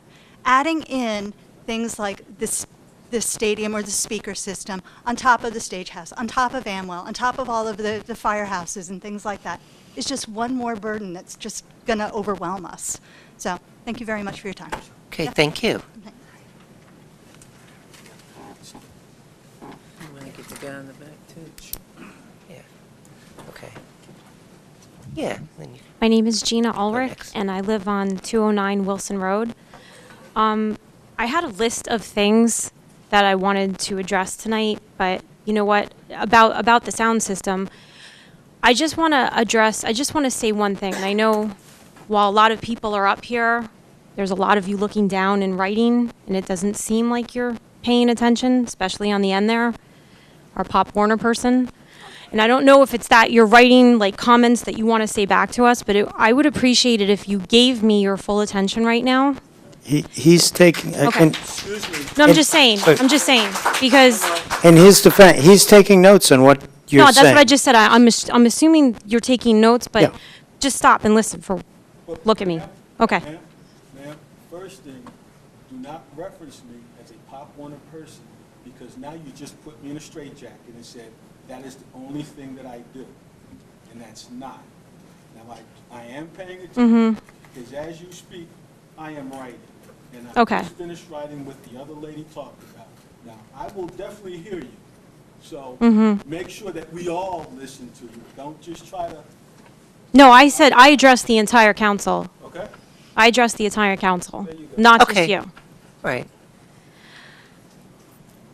We're talking about a sound system that's going to affect all of the people that are sitting in this room. Now, I'm not going to ask where each and every one of you live in Franklin Township, but here's what I'm going to ask. When you're doing your research on the sound system, how we talked about at the last meeting that there's going to be due diligence to figure out how the sound is going to affect the community, here's my suggestion. Get a loudspeaker and put it on the backyard of each and every single one of your properties. And not just for a day, not just for a week, test it out for a full year and keep a log on how you feel when you hear those sounds directly in your backyard. Because before you can say, oh, well, we did research and people don't think it's that bad, test it out in your backyards. See how you're going to feel. And like I said, not for a day, not for a week, do it for a full year. Keep a diary on how you feel hearing that in your backyard. And think about that on the day that you want to make the vote as to whether or not it's going to be good in our backyards. So out of the list of things that I had to say, because I did have a lot to say, that to me seems to be the most important, because it seems like everyone's, we're talking about what's good and what's bad for the community, but it seems like the people sitting up here are the ones that get to make that decision, and unless it's affecting you directly, you don't know how we feel. I feel terrible for the people that have the lights blaring in their houses. I don't even have that. But I'll tell you, I didn't move to Franklin to hear loudspeakers in my backyard. And again, I beg you, when you're doing your research, think about it being in your backyard before you make that vote. Thank you. Okay, thank you. Okay. After him, the gentleman in the back, you want to go next? Okay. and Brian the Ulrich, gentleman. 209 Wilson Road. I have that megaphone, anybody wants to test it. Before I say anything, I have the research for that is a nice pictorial diagram of all those houses for sale and percentages with the 6% and the 26%, and you can see all that picture here, and I'm going to leave it with her when I'm done. But first, this affects a lot more people than are in this room, and I'm going to speak to the people out there in TV land right now because there's not enough people here. The streets that are going to be affected by this, I grew up in North Edison, right next to J.P. Stevens High School. I grew up 1,750 feet away from the sound system there. And every Saturday, every Sunday, every Thursday night, we could hear fumble, first down, everything. And it sounded like it was right in my backyard. I mean, right there. So I estimate on that 1,700 feet, you're going to hear this about 2,500 to 3,000 feet away. So everybody out there on Treptow Road, Masada Street, Michelangelo Court, Nicole Drive, Wilson Road, Hunter's Crossing Road, Lynch Street, McGuffey Road, French Street, Wade Avenue, Charles Street, Gagan Way, parts of Amwell Road, Van Doren Avenue, Alcott Street, Debo Street, Den Herder Drive, South Grosser Place, Newton Court, Scaletti Court, Colony Court, Cedarbrook Drive, Levinson Boulevard, Magnolia Road, Piccadilly Place, Devonshire Drive, Winchester Way, Glastonbury Lane, Hawks Head Way, Cotswold Place, Schilling Drive, Hazlitt Way, Chatsworth Drive,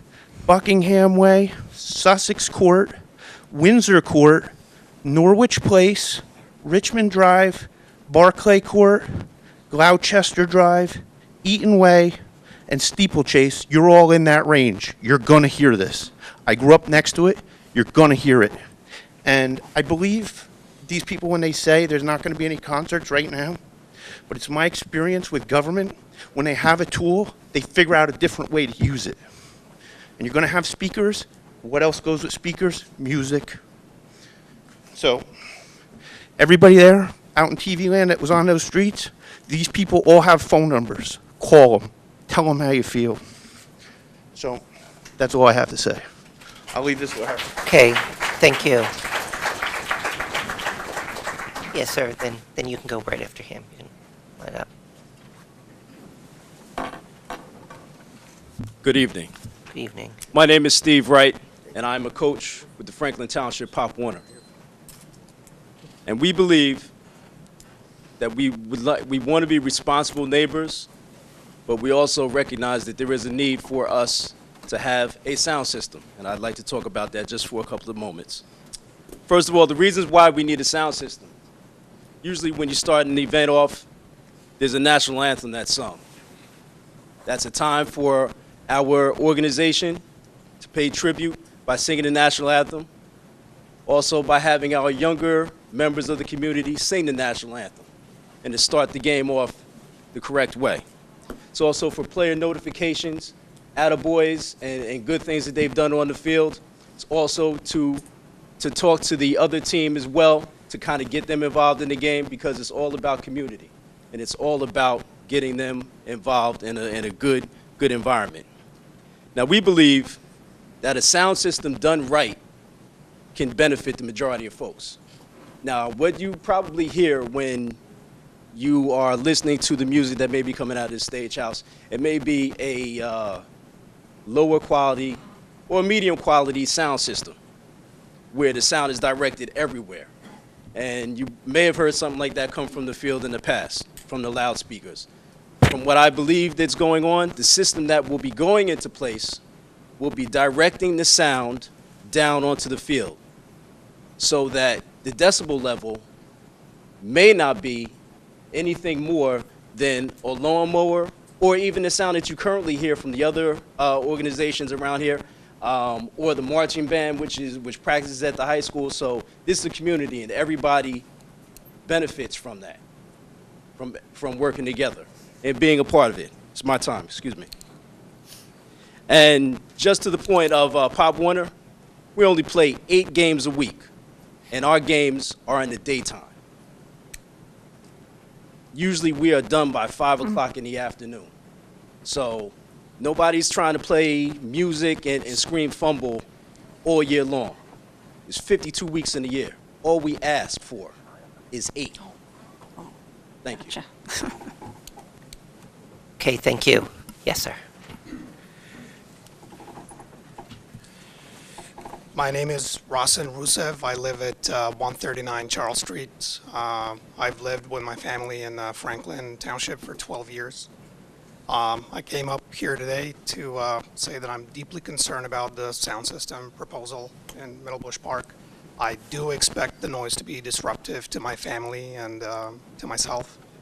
I did a little bit of reading on this issue, and I found that noise is really a dangerous thing. The health risks that I've read about are not imaginary. Apparently things start with annoyance. It goes into psychological impacts. A person exposed to noise can get antisocial. Then you get actual physiological impacts, stress, hypertension, hearing loss. I'm not an expert at this. I just did some reading. But I do have kids in the house. Some of them are very young. 2 of them are very young. And I am concerned. Noise is not just a nuisance, it's a environmental hazard, really. The speakers, whatever system is chosen, will be designed to be heard. Their method of operation is to take electrical energy, put it in sound waves, and disperse them in the atmosphere so that they're heard. I am really skeptical that I will not be hearing this and my family will not be affected. In this day and age, we do have etiquette about noise. We apply it in restaurants, in the workplace, public transportation. I ride the New Jersey Transit every day. I've been doing it for 12 years, and I can tell you the new rules, the new quiet rules that they instituted recently, they make a huge difference. I don't know of any etiquette for sports events. I don't think the speakers will come with a vibrate mode. I am concerned. From what I've read about, the best way to control noise pollution is at the source, to limit the source. I will continue to be worried unless I know that the sound ordinance that the town already has will be respected and obeyed in the center of the playing field. The park is part of a residential zone. And I really do expect the noise ordinance to be respected at the playground that is surrounded by these playing fields. My kids go to the playground, or used to until the construction started. One more thing I wanted to mention. I hope the council will be mindful of another aspect, what I consider an asymmetry in the cost balance analysis that you will do when you make your decision. I think an average is not the right thing. I don't think the pros and the cons will really just even out. And the asymmetry I'm talking about is the observation that those who are in favor of the sound system live far away, and those who live nearby oppose it. Thank you. Okay, thank you. Yes, ma'am.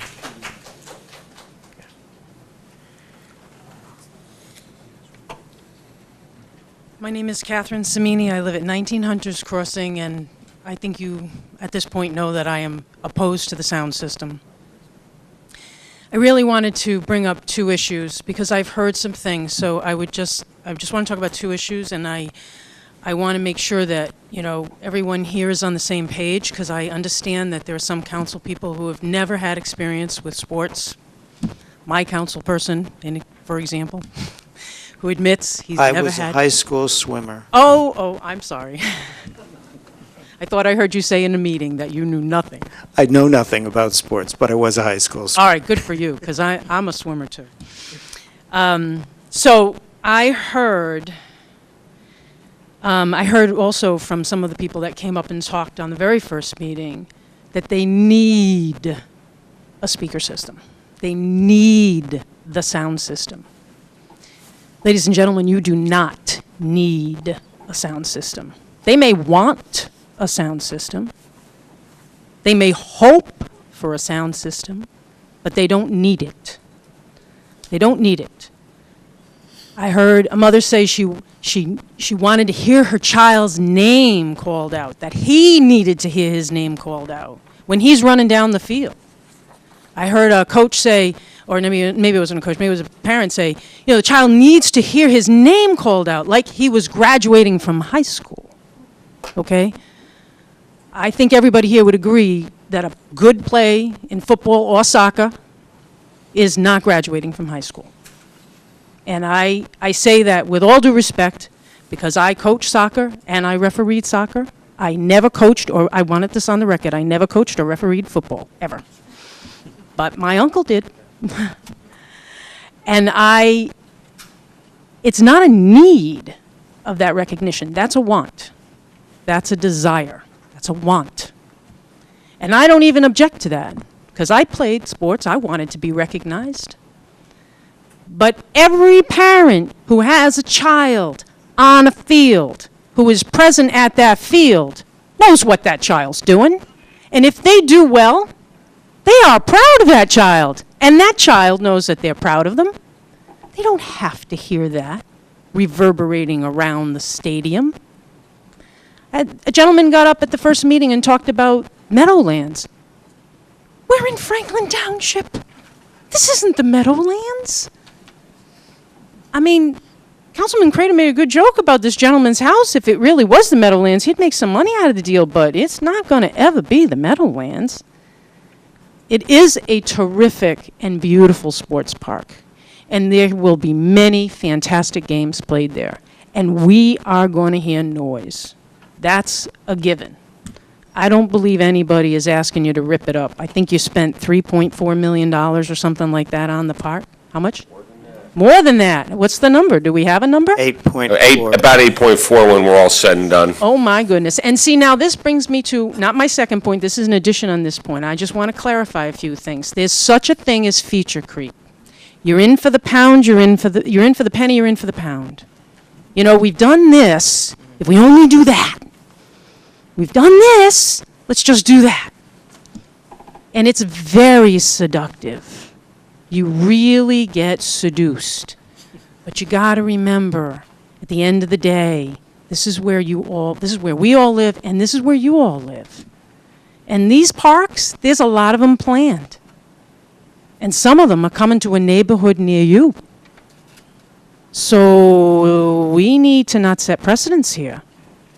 Okay, so this is a little demonstration for those of you who don't know why you really don't need a speaker. See this? It's a whistle. Okay? This controls the game. I'm not going to blow it. This controls the game. This starts the game. This calls the fouls. This calls the out of play. And this ends the game. And let me say something that's very important just to drive this home 100%. 1968, I think, was the year. I'm not 100% sure of that. Might have been 72. The Olympic basketball gold was lost by the United States because of this whistle. The shot went in after the whistle, and we lost the goal. Okay? The whistle controls the game. There is no need for a buzzer. Please do not put a speaker system in for a buzzer. This controls the game. And people on Charles and Gauguin, they're going to be hearing a lot of this. Okay, my last point. I found on page 60 of a report that was ordered, I guess, by this council to do a needs assessment. I'd just like to read from that, if you don't mind. Based on the sum of their top 3 choices, I'm on page 60, needs assessment.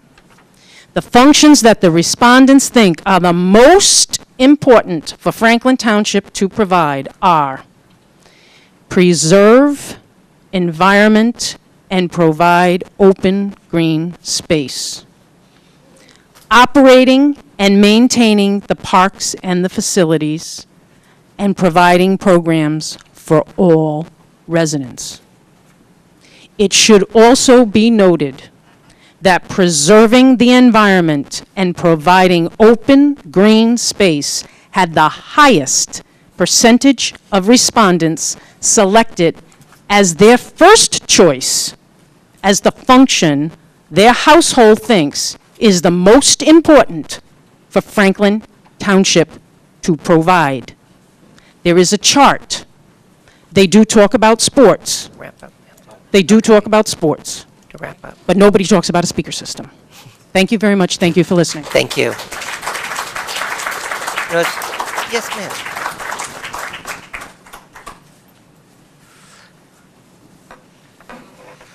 Good evening. Hi. Good evening. I'm pretty much loud enough without a microphone, so I may be too loud with a microphone. No problem. Television has television. Oh. Yeah. Let me adjust then. Thank you, council, for this evening. I think it was just to level set. Your name and address to start, Oh, I'm please. sorry. It's okay. Edna Castaneda, 20 Gauguin Way. Just to preface it a little more, we were actually one of the first homes to buy in the area. So we were actually out of the 5 plots that Piso and Piso built, we were one of the 5 that built it. Just to give a little more level setting to one of the council people's previous reference, we would be left field of Yankee Stadium. So if Derek Jeter hit a home run, it would hit our bedroom window. So just to level set exactly where we stand, I think you probably see my house from one of those images. You know, I also want to thank the council in regards to the due diligence. I know it's important, and I know there's many times where an issue like this comes up, and we're all doing 90 million things, and we really don't understand the gravity, and we really don't understand the severity of it. But, you know, I think we can collectively say, based on the information provided today, it's pretty eye-opening in regards to what that atmosphere looked like into what it now looks like, where you can clearly see some of these houses. We can clearly see that there was an error somehow put in place where those trees, potentially behind, you know, my house, which is 20, 22, 24, there really should be no way in which there's clear line of sight for that. So I think, you know, I think it's been a really passionate outpour, obviously, of our community here. I consider this community family. You know, we've been here for 12 years. I'm first generation to this country. And, you know, we're blessed enough to be upper middle class, paying a lot of taxes, but we're blessed enough to be here, right? And I think, as you can see, these outpours of what we're doing, you know, we're a multifaceted, multicultural, very educated community, and, you know, we're passionate. This is our home. We are living the American dream. You know, and I'm looking at all of you, and I'm sure you all feel the same way. And if anyone were to come in and try to get your American dream and try to put something as this, it sometimes to people, it may seem trivial. But, you know, I hear these stories in regards to people putting their kids to bed, you know, lights hitting their windows. That should not happen. That really should not happen, right? So I think, you know, we look at that in regards to some of the due diligence that was done, and again, we really appreciate that. You know, some of the to me, some of the jarring facts, and I'm sure for you as well, and I appreciate one of the congressmen saying, well, what are the hard facts, right? Like, when we look at this, what's really the hard facts, and where do we land on a line of investment? And to us, it's, you know, for many of these people, it's their life dream, right? Like, to come into a beautiful neighborhood, and God bless us, like I said, we've been here over 12 years. It's a gorgeous neighborhood. But for you to come in and potentially buy a house that a year later, you're at a 26% loss, no one wants to do that. You know, no one wants to do that. And I'm sure as you as adults, and as you as grandparents, and you as parents, and doing all that, who would ever want to do that? No one. So, you know, we just want to be very mindful of what that is. And we're respectful of, you know, Pop Warner and soccer. You know, trust me, as a Colombian, I missed the World Cup today, so I'm heartbroken about that. But, you know, it's a beautiful dream. And, you know, we always want our kids to play soccer, and we want our kids to be in the NFL, and we want our kids to do that. but it's a child's recreational sport. And I don't want to downplay that. I played growing up too. I was blessed that my parents put me in that type of sport. But at the end of the day, it's a matter of, we have to modify what this balance looks like in regards to a child's recreational sport versus the livelihood of adults who are living their dream. And again, I don't want to trivialize things, but I really want to put things into perspective in regards to kind of where we stand with that. For me, my parents, again, first generation, came from nothing in their native country to live in these houses. These houses aren't cheap either, by the way. And, my family moved here. My little cousin Danielle, who's here, is brilliant. And, to her onus, she built a whole entire PowerPoint presentation for today. She went in and did research. She went in and did all the research in regards to the trees that were knocked down. So she already knew that those trees behind 24 should not have been there. She recognizes the wetlands. She's only 19 and she's brilliant. You know why? Because she grew up in Franklin. That's why. And, I just want to give a caveat to this, and I wanted to say this point before and I didn't. In the 2012 meeting notes, there was a mention of an amphitheater. So if the iteration of concerts come up again, it's probably because someone was digging into some research and probably came up with that. So that may be where the elevation is coming in. And again, on a level of heightened awareness, we just want to say that that's where we came from. So really, in conclusion, we just want to say we're a neighborhood. We're just like everyone else. We work really hard. We hope for our children's future, our grandchild's future. We appreciate all the recreational sports, but at the end of the day, these are people's life dreams, and we just want to be mindful of that. And please don't pass this. Thank you. Good evening. Thank you. Okay, anyone else who hasn't spoken? Yes, ma'am. Yeah, you go right after. You can even line up, so you can go right there. Hi, my name is Raya Stancheva, and I live at 139 Charles Street. And I want to talk about my concerns regarding Middlebush Park. And specifically, I want to talk about the noise ordinance, kind of technically. So Middlebush Park is in residential zone R40. And the noise ordinance for outside is 65 decibels in all of Franklin. Also, sports games and other public events are not exempt from this noise ordinance to the best of my understanding. And they're not exempt. And to the best of my understanding, in the middle of this sports field, the noise ordinance still applies. The noise ordinance applies at a real property line, so it would be at the property line, not in the middle of the park. That's where the noise meter readings would be taken. Thank you. The closest property to the proposed fields is about 0.1 miles away. That's like 200 yards. Very, very close, where this noise ordinance is going to have to apply. So I really want to beg you, when you do your due diligence, really make sure that this noise ordinance is going to be met at the property line. So that's my first concern. My second concern, related to the noise ordinance, if these loudspeakers are put in place, how is their sound going to be regulated? Are the local residents going to have to wait until there's a problem for them to say something until something is done about it? Who's going to enforce the noise ordinance besides self-regulation? So I was reading the Franklin Township Code, and Chapter 167, Section 4 states that the noise ordinance shall be enforced by officially certified noise ordinance officer. That's correct. That is correct. I tried to find out who this noise ordinance officer several. is.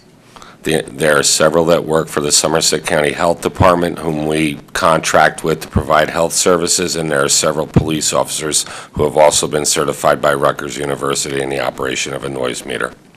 Okay, I'm very happy to see that there is someone officially certified to do this. Sure. I want to know their opinion on this proposal. As noise officers, it says here that they should be reviewing the actions of Franklin Township and advising of the effect, if any, of such actions on noise control. I'm directly quoting from Section 4. They're also to review public and private projects.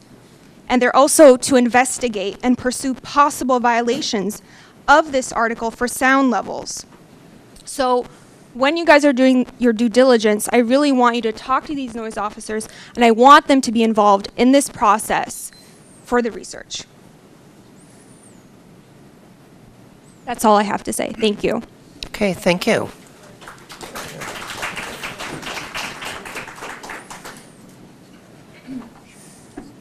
Hi, my name is Danielle Gonzalez. I live on Mongogon Way. I'm 19 years old.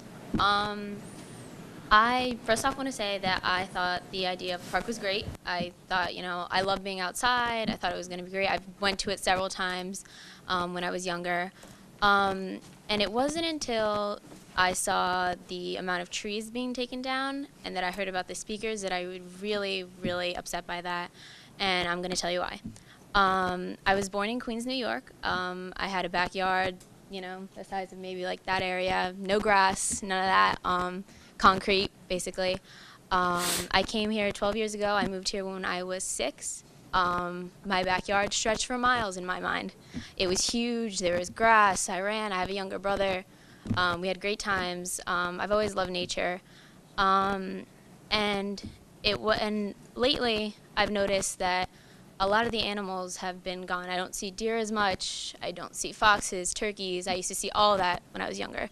Me and my brother would go out searching for them, feeding them, and they're not around anymore. I just started at Rutgers University. I commute there. I also work full-time. I work at night, so I drive home pretty late hours. And I found where all the animals are. They're walking around at 2 in the morning on Amwell Road and Demott Road, and they're just on there. And then the next morning I see them all dead. So it's really not a great sight, and it's because we've cut down their homes. It's all the ecosystem's gone. I know that the Middlebush Park area closer to Demott Lane has been deemed a wetland of some sort.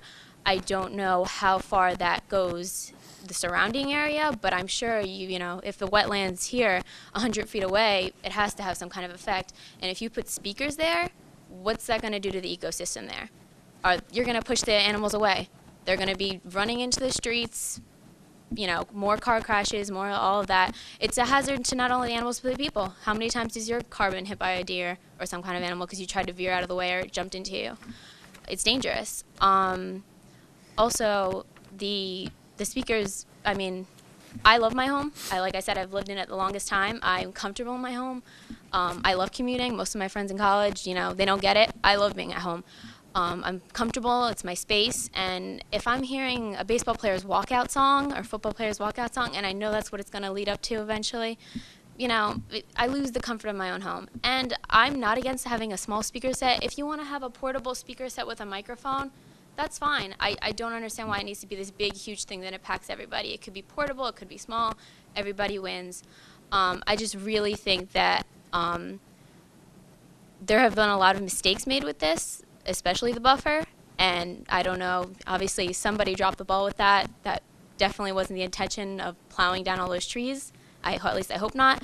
So I'm just really hoping that this type of overstep in the comfort of people's lives and their privacy isn't made again. So, thank you. Okay, thank you. Yes, sir. My name is Rao Nidamati. I live at 119 Charles Street. I moved here about 1 year ago, and one of the things I was researching when I bought a house was that the reputation of the township, they said that is one of the 5 best cities in America. So I felt very proud to buy a home. And my house is about 200 feet from the ground. So I'm very close, and somebody here pointed out with some good statistics saying that noise may flow to even 1,750 feet. So my noise levels will be much higher than somebody about 1,000 feet away. And also what I find is these days when I go for a walk with my wife in the evenings, sometimes I can't hear her voice talking to me and me talking to her. She can't hear me because of all the noise in the ground. Every day we hear noise. When we go for a walk, one end of Charles, even to Gog, and all the way, we hear noise. We always hear screams and all that. So it's already contributing to significant noise level in our neighborhood. And my request is, please, if for no speakers. Also, some days from the closed doors, closed windows in my house, I can hear the kids screaming and all that because I'm that much close to the ground. And if anything else adds up to that, probably it's not going to be good, and we're not going to be happy. Probably we will live here because we just bought a house, but we're not going to be happy. So my request is, please consider that there are people who would like to have peace and quiet in their house, and if you cannot have peace and quiet in your own home, that will lead to problems. Thank you. Okay, thank you. Anyone who hasn't spoke? Yes, sir. And then you.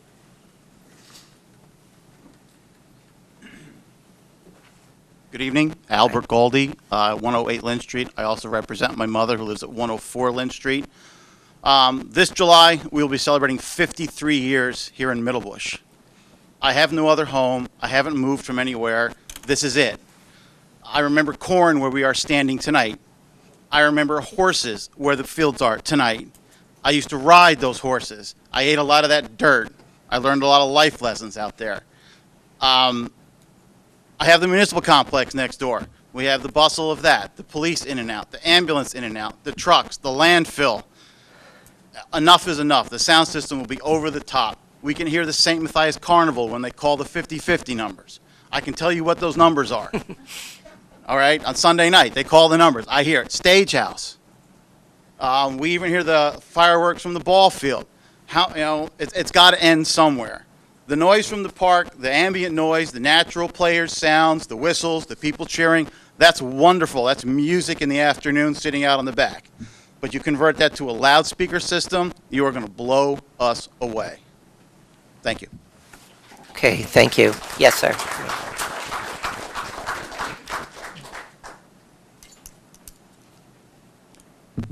Hi, my name is Peter White, 94 Charles Street. I moved to the neighborhood about a year ago from New York, and so this is all very new to me. I didn't even know this was in the works. When I moved here, I see Middlebush Park. My definition of a park is not what is being proposed here. When I make a decision, whether it's my family or my children, my wife, we look at the pluses and minuses, risks, rewards, and I have to ask, what's the benefit of a loudspeaker system? I could see the negatives of it for hundreds and thousands of people who live in this area, but the benefits of a loudspeaker system, Pop Warner football has been played for 85 years without a loudspeaker, and many fine young people have come through Pop Warner without the benefit of a loudspeaker. It doesn't take much to know that a loudspeaker and hearing your name over a loudspeaker, that does not compute to an upstanding citizen. All you have to do is look at professional sports, and you could see that many of those athletes are not upstanding citizens, and nobody hears their name more over a loudspeaker than those athletes. So I have to ask you, what is the benefit of this loudspeaker? Now, is it monetary? I mean, do you look at this and say, well, if we have a loudspeaker, we could use this for X, Y, Z down the road? I mean, when I left the house tonight, I was hearing a concert from the Stagehouse. So what is the benefit of this loudspeaker system? Is it just for the kids? If that's the case, I don't think that's a really worthy reason for it. I don't think a child, I have children, their self-worth does not come from hearing their name over a loudspeaker. I played sports my whole life. My children play sports. We've never heard our names over a loudspeaker while we're playing sports. So I have to ask you, what is the benefit? What's it for? Is it for money? Is that what this is about? Are we looking down the road and saying, we have something now with a loudspeaker we might be able to utilize for soccer events? Is it just, now somebody got up and said this is only for 8 weeks a year for Pop Warner. But are you looking at this for other uses as well? Are you strictly looking at it and saying 8 weeks, that's it? Or are you looking at it for a money-making reason? And if that's the case, I think that's a pretty poor reason. I moved to this area because there's a sign that says that this is the 5th best place to live in America. I didn't realize that it was 5th best place for some people and not everybody. And there's a very large group of people here who are going to be affected by this loudspeaker. Thank you. Okay, thank you. Yes, sir? And then you can go after him. Sure.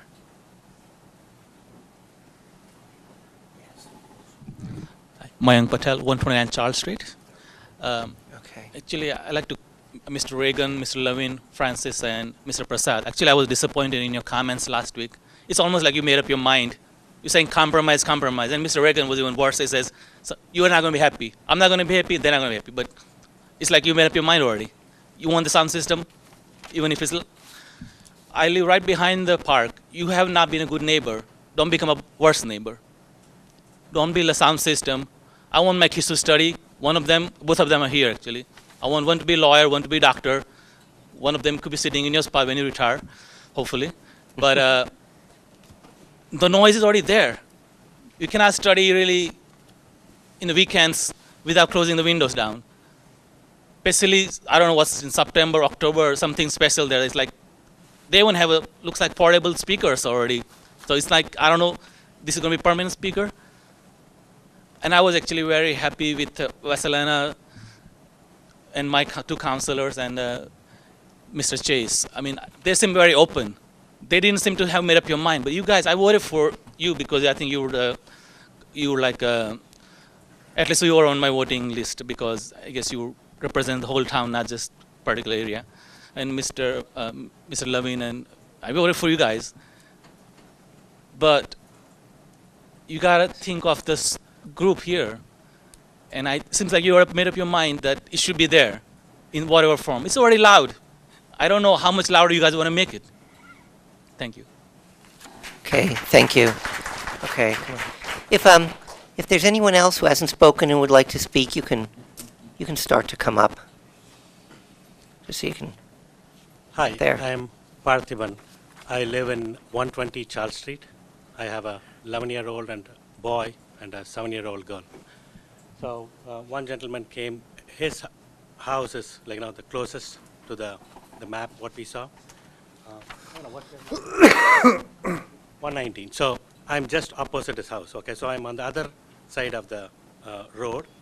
But even then, talking about light, the height of the poles is is really tall. Okay, so I feel like my house or the surrounding neighbors, we are under floodlight all the time. Particularly, this soccer season starts around, let's say, March, April. So month of March, April, and May, even if I come out, just open the door, you can see light. Okay. Now, it's not much prevalent because the sun is out there, or the day is much longer till 9 o'clock. So when you said about, hey, call us if there's some light focusing on you, it doesn't have to focus on us. Even with focusing on the ground, you can see the light pollution around. I think I said that and I certainly understand exactly what you're saying. I can't change that. If it's focused in the wrong way and it is pointing in someone's window, I can fix that. But the fact that you see the lights, they're there, and I can't change that matter. So that's why you calling me won't do any good. That's the only point I want to make. No, this is a very good point. Okay, so I'm not calling on you. I'm just stating, hey, if there is a focus, call me. So isn't that very clear? The damage has already been done. So a person stating, the manager stating that, hey, I cannot fix this. If it is focusing on your house, I can fix it. But the pollution is there, I cannot fix it. Already the damage has been done. Okay.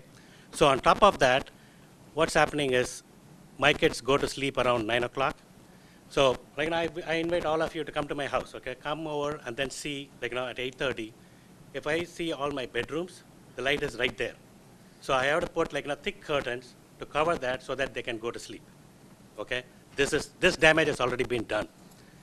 Now, regarding this sound, particularly over the weekends, the game starts 9 in the morning, and then it goes on I don't know, whatever time in the evening. And during the weekdays, particularly during this month of starting from March till October or November, the amount of sound pollution is a lot.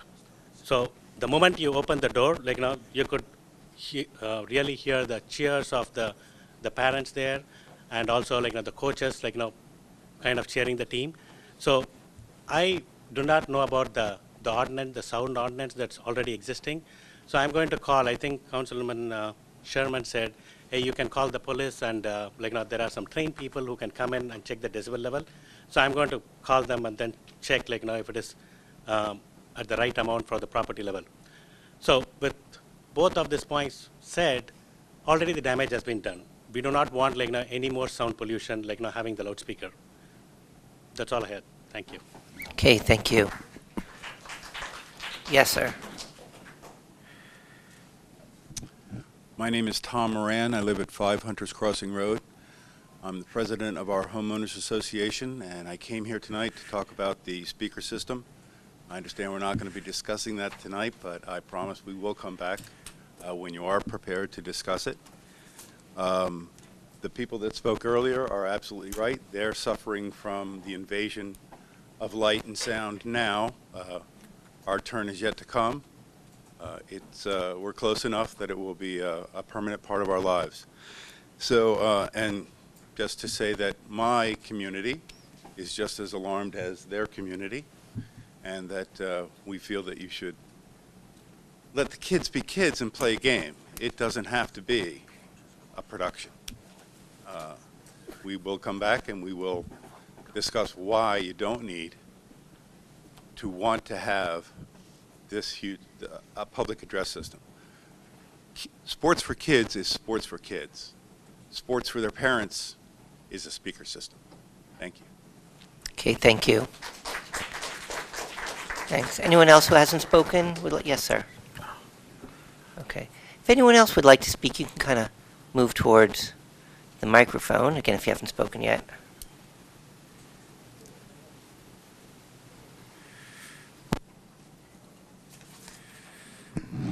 Hi, Kirk Frost, 58 People's Line Road. And I think, and you can correct me if I'm wrong, for the special permit for the June 6th or June 8th carnival that occurred, there were people that were complaining didn't want the permit to be approved. So I'm wondering if there was any of the officers who were on duty that evening, in terms of what time did it actually close down? Was there violations in terms of it going over in time period about the complaints that occurred? And the reason why I bring that up is, one, people did complain about it, but then, and that goes back to the aspect of our community and enforcing the sound ordinances and other aspects of the community. So that's a question, and wondering if anyone followed up after the weekend of it occurring, because it did just recently occur, and that permit was approved after people had put their complaints forward about saying that it was not contained in the hours that it said it would operate. I don't know if anyone has any answers about that, or if you can actually ask the police officers what time they actually had to check out on that evening for that time. Part of the reason why I bring that up is because that's the due diligence also in terms of enforcing the type of sound during any ongoing events that happen at any place. And the park, South Middlebush Park, is going to fall under that same constraints with the neighbor properties. The other thing is, I thought that there was a investigation at you guys were going to, some of the folks on the council were going to go look at another location and interview people, neighbors. How did it go? Maybe lessons learned later in the meeting. Okay, all right, good. I think that's useful. It'd be interesting to hear the feedback, and if there's possible photos or anything that you could publish back to the public here, so that folks can actually see what was happened in more than just minutes. So that's something I'm anxious to listen about. Now, I love games, and I also think that I found it very encouraging when kids were encouraged by their name. It wasn't with speakers back in my time, but but I do find that that is something important. The last thing I just wanted to ask about, just about Metler Road. In Metler Road, our town roads are becoming more and more back road highways where people do speed down them, and the road that I'm off of is atrocious, and people, I don't know, maybe it comes with age, I drive slower, I don't know, but the on the Metler Road, if during normal scenario traffic doesn't warrant stop signs, what about abnormal? And what about the current state as a temporary The problem is you can't do that. The law just, there's no provision for temporary, and in this particular case, given the fact that it'll be about another 2 weeks and the bridge will be open again, hopefully, if they're on schedule, which I believe they are. So I wish there was a provision, but there is not. I'm all for any type of constraints to slow down the traffic. But anyway, thank you very much for your time. Okay, thank you. Yes, ma'am.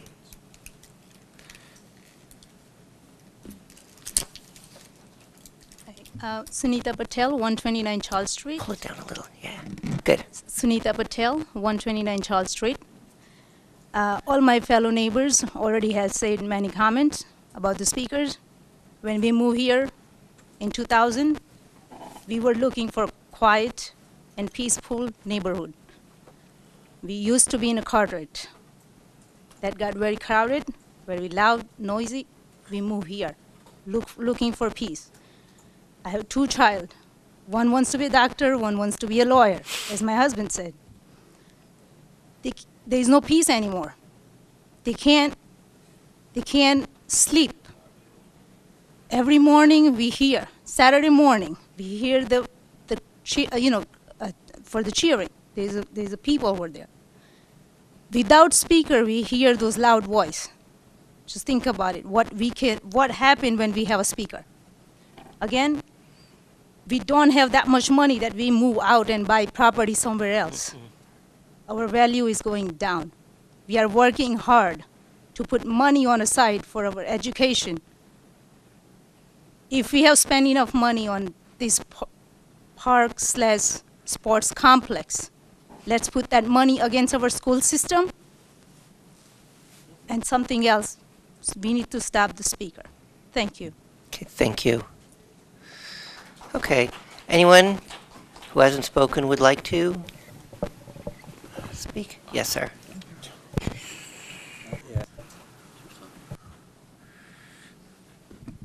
Hello, my name's Steve Paserb, 22 Gauguin Way. Quickly, you can count me as a vote against the speakers. Mostly, I'm up here, first off, to thank those of you who went out and did the survey, to finally some of you now can see what we see from the cul-de-sac. And I'm encouraged by what I saw in the presentation earlier, and I look forward to hearing more updates on that. We look forward to you coming and looking at them when we have them to present. I'll be here. And just one thing, though, I'd like to point out that you probably didn't see. 2 things, actually. One involves lights, and I'm not talking about the ones that are there now. I'm talking about headlights. Okay, because in the evenings, I step out on my patio, and there's headlights shining on me. A couple months ago, there was a meteor shower. I went outside at 3:30 in the morning, and there were headlights on me. Probably the police. I'm glad they're there, don't get me wrong. But, and then the second yeah, exactly. And then the second thing is, as I said, I'm 22 Gauguin, 24 Gauguin. The area between is being used as access into the park, to the point where I've seen cars pull up, drop the kids off so they can walk across my yard into the park. And so I'm hoping that that'll be among the considerations for the future barrier. That's all I have to say. Thank you. Okay, thank you. Okay. Anyone else? If you have not addressed us yet? Mr. Mayor, upon seeing No one raising their hand. I will make a motion to close the public session. Seconded. Try to say that as slow as possible. Okay. Moved and seconded. All in favor? Aye. Aye. Opposed? Abstained? Motion is carried. Thank you for your input and public discussion. Councilman Kramer? Yes, sir, Mr. Mayor, thank you. The agenda calls for standing committee reports next, but my guess is many of these people, actually they're leaving, would want to hear council comments. So I suggest we move council comments up to now and standing committee reports next. That's a motion. Okay, so the motion is to move council comments so anyone can hear what we have to say in front of the standing committee report, amending the agenda. Is there a second? Second. Seconded. Okay, all in favor? Aye. Opposed, abstained, motion is carried. Okay, so now we're at council comments.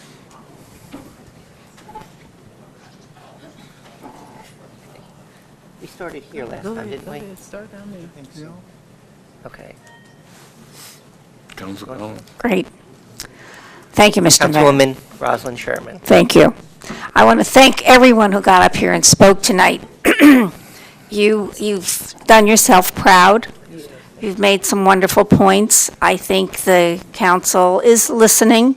My sincere understanding is, we're all human, and they are listening, and you've done a good job.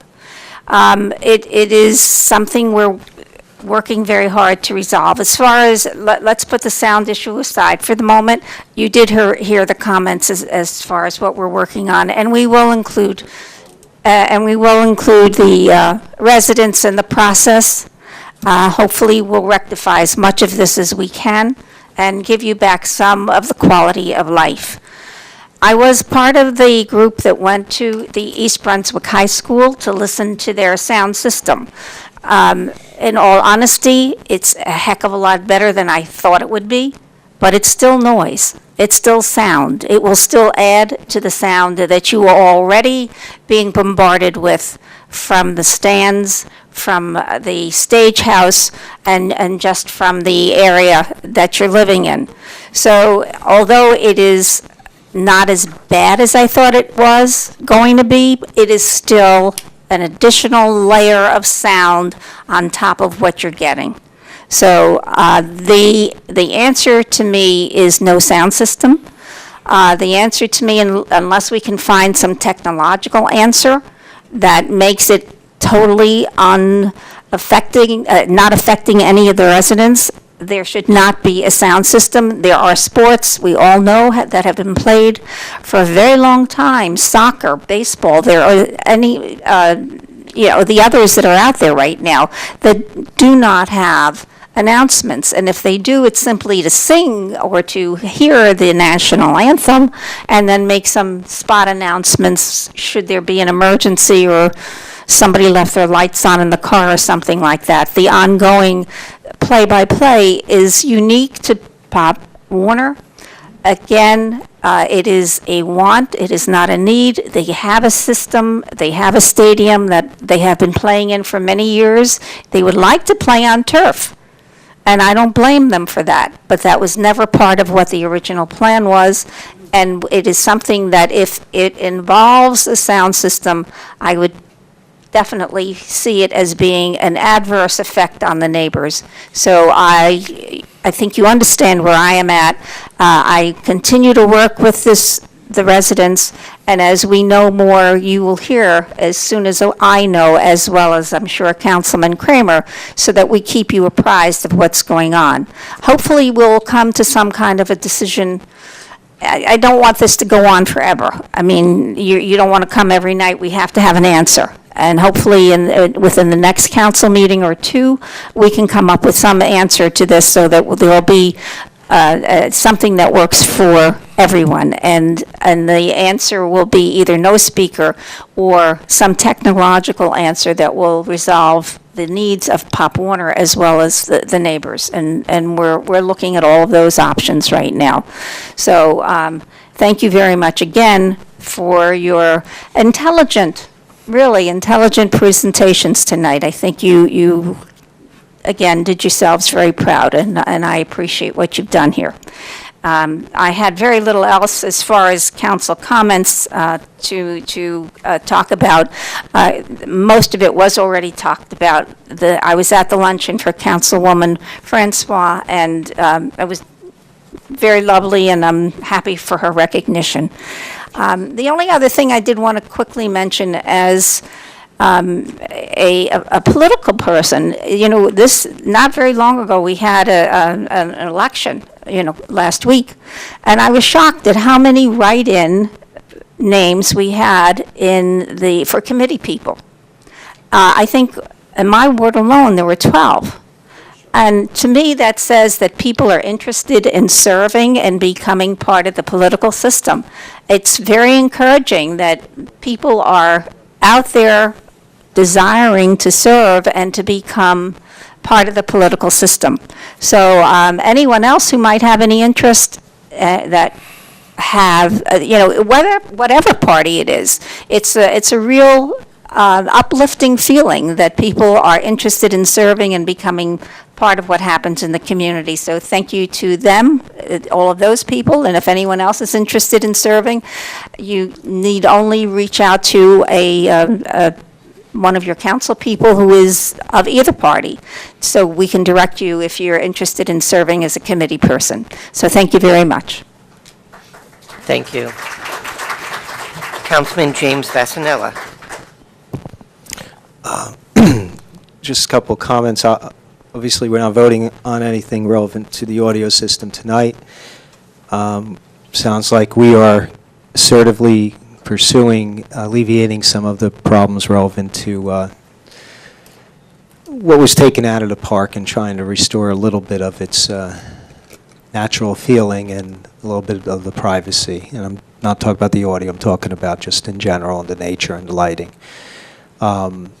Just so people are aware, the thing with the habitat is real, but just for the people in that area, this unfortunately has happened in several areas of town.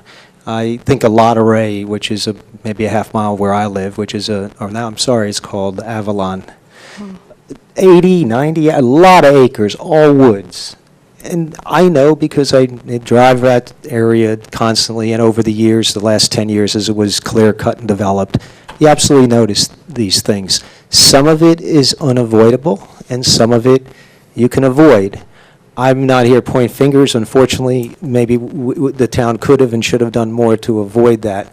But what we can do is take what your comment seriously, so that in that area and any other areas that are developed, whether it's by a private developer or the town trying to provide more recreational opportunities, that's something that I'm glad was brought up because I think it's too often maybe not overlooked completely, but not given as much emphasis as it should.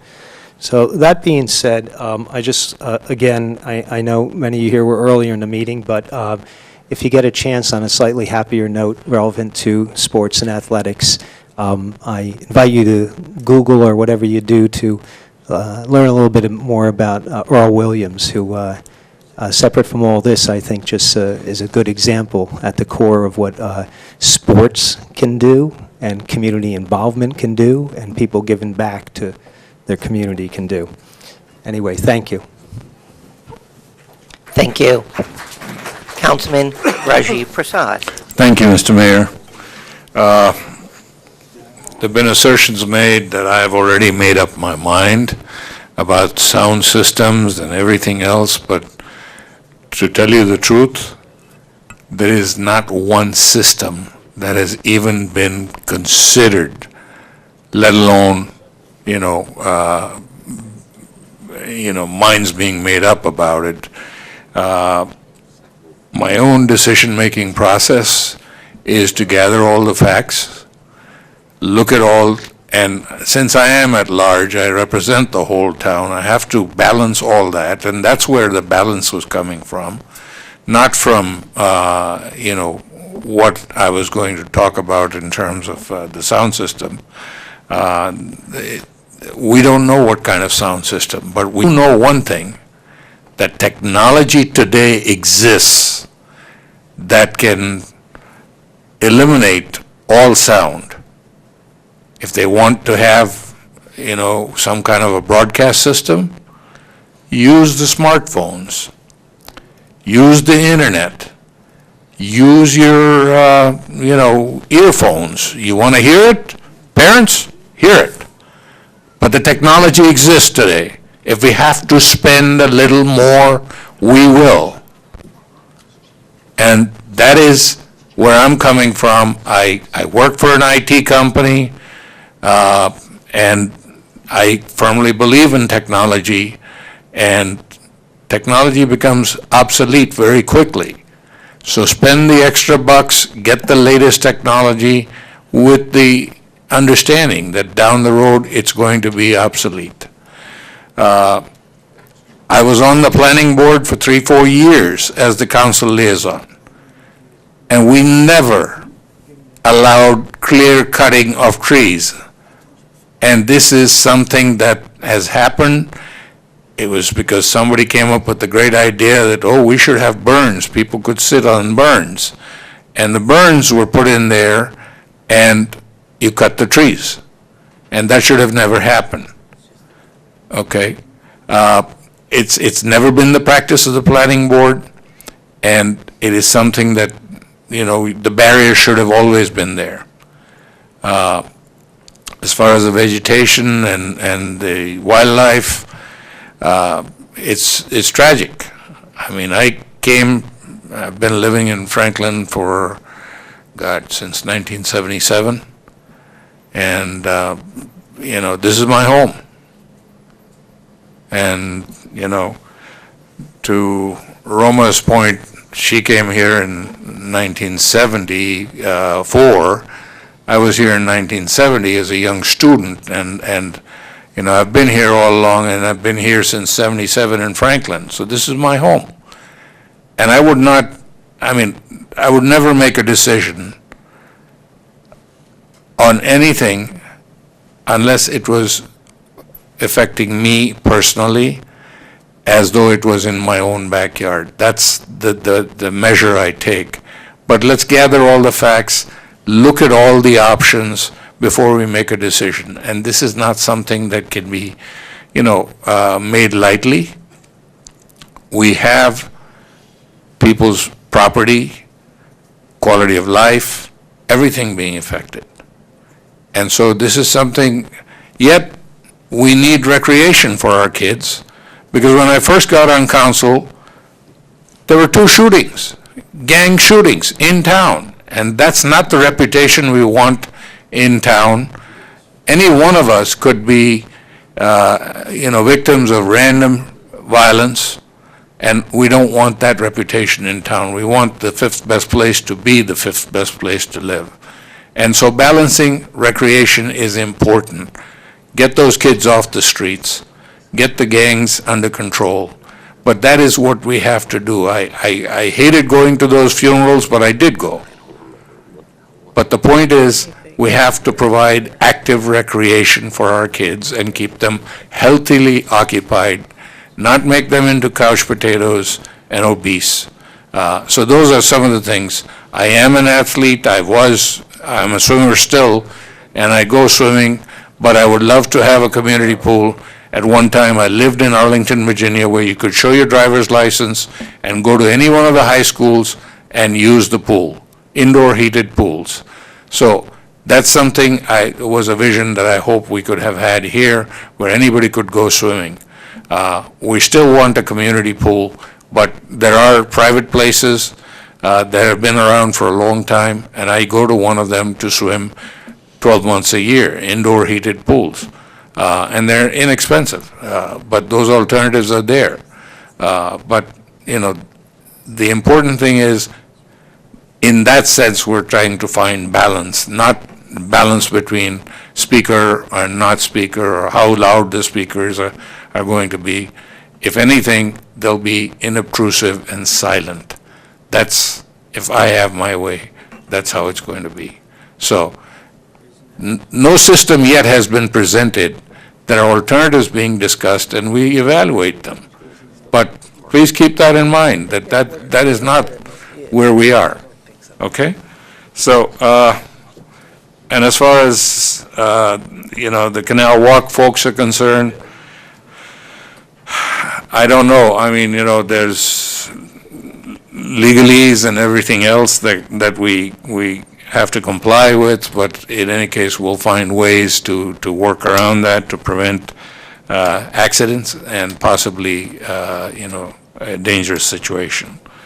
Mr. Tibbs, I agree with him that, we need some employment for our youth, and if Public Works can provide some kind of an opportunity, whether it's mowing the lawns or whatever of our trails and pathways, et cetera, Mr. Manager, please keep that in mind, and we'll see if we can get the county or the state to help us in any way with grants, et cetera.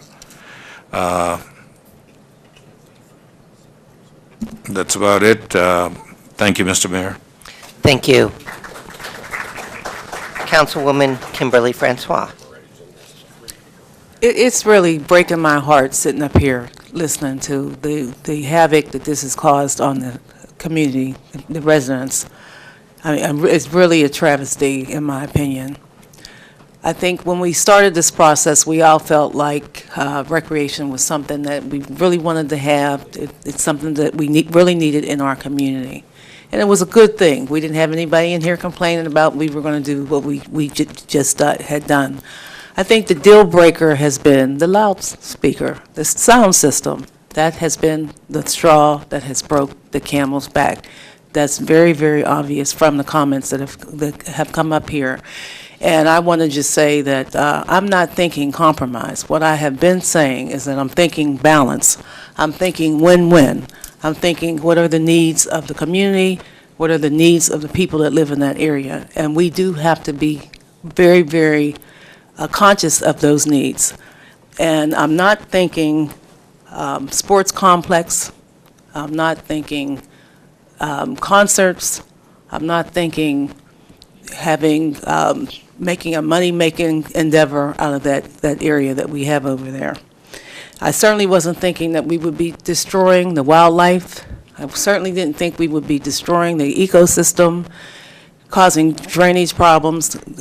I certainly never thought that it would come to this point. So clearly we have to rectify the situation. And clearly we have to definitely think about the needs of the residents. My mind is definitely not made up about a sound system. I want to be very clear about that. And we really need to make a decision very quickly. By the next council meeting, we need to come in here and say what we're going to do, because I think this has reaped such a havoc on the people that live in that area. And I do apologize. Where we've dropped the ball, we clearly have dropped the ball. The lights and all that kind of stuff. I don't think any of us sitting here as elected officials wanted to impact the residents in that area as negatively as you have been affected.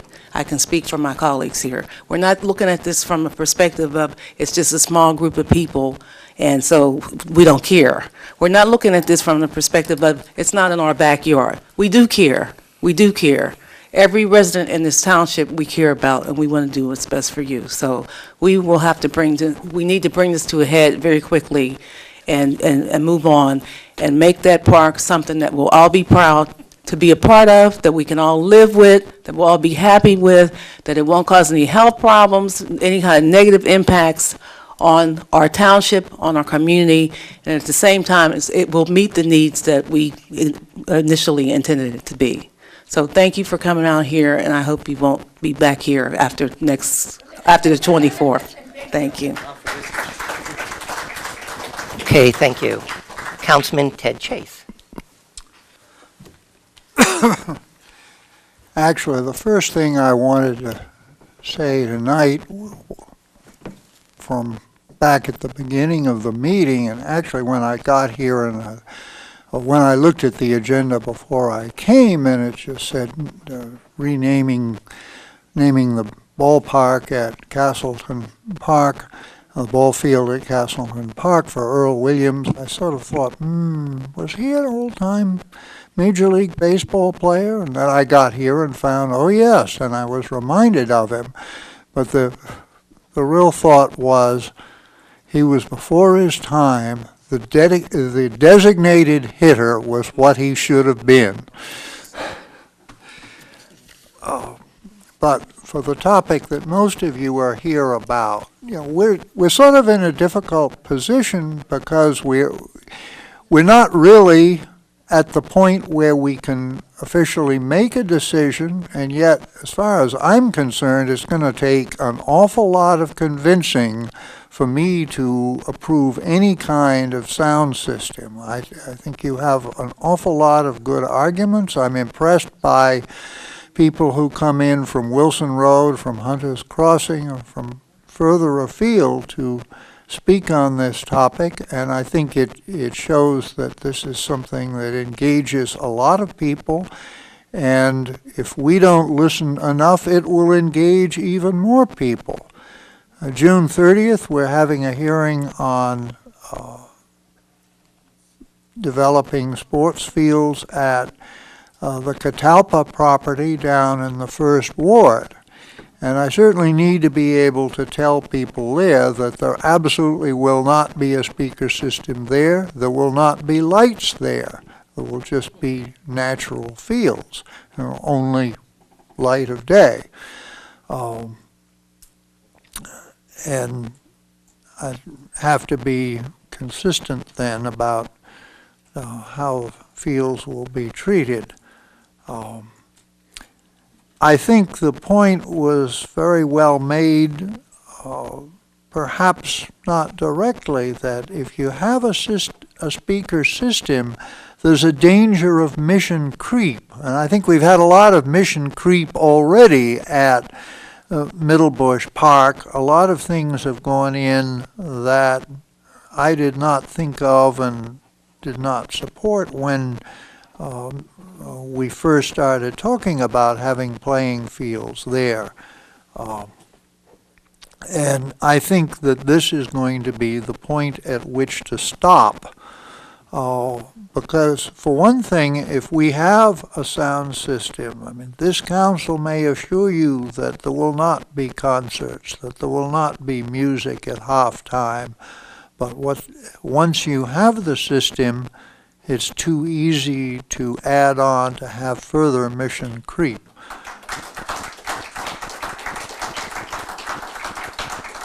Councilman Kramer is going to tell you about a different proposal. We don't know yet technically whether it'll work, but it should be something, it's the only way I can see that we can satisfy both sides in this matter and not inflict any more on the residents of Charles Street and Gauguin Place and Wilson Road.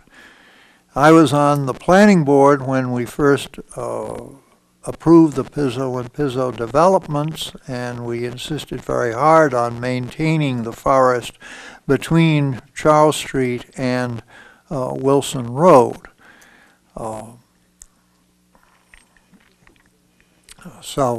But I'm sorry to hear that even the people on Wilson Road hear the playing fields through all that.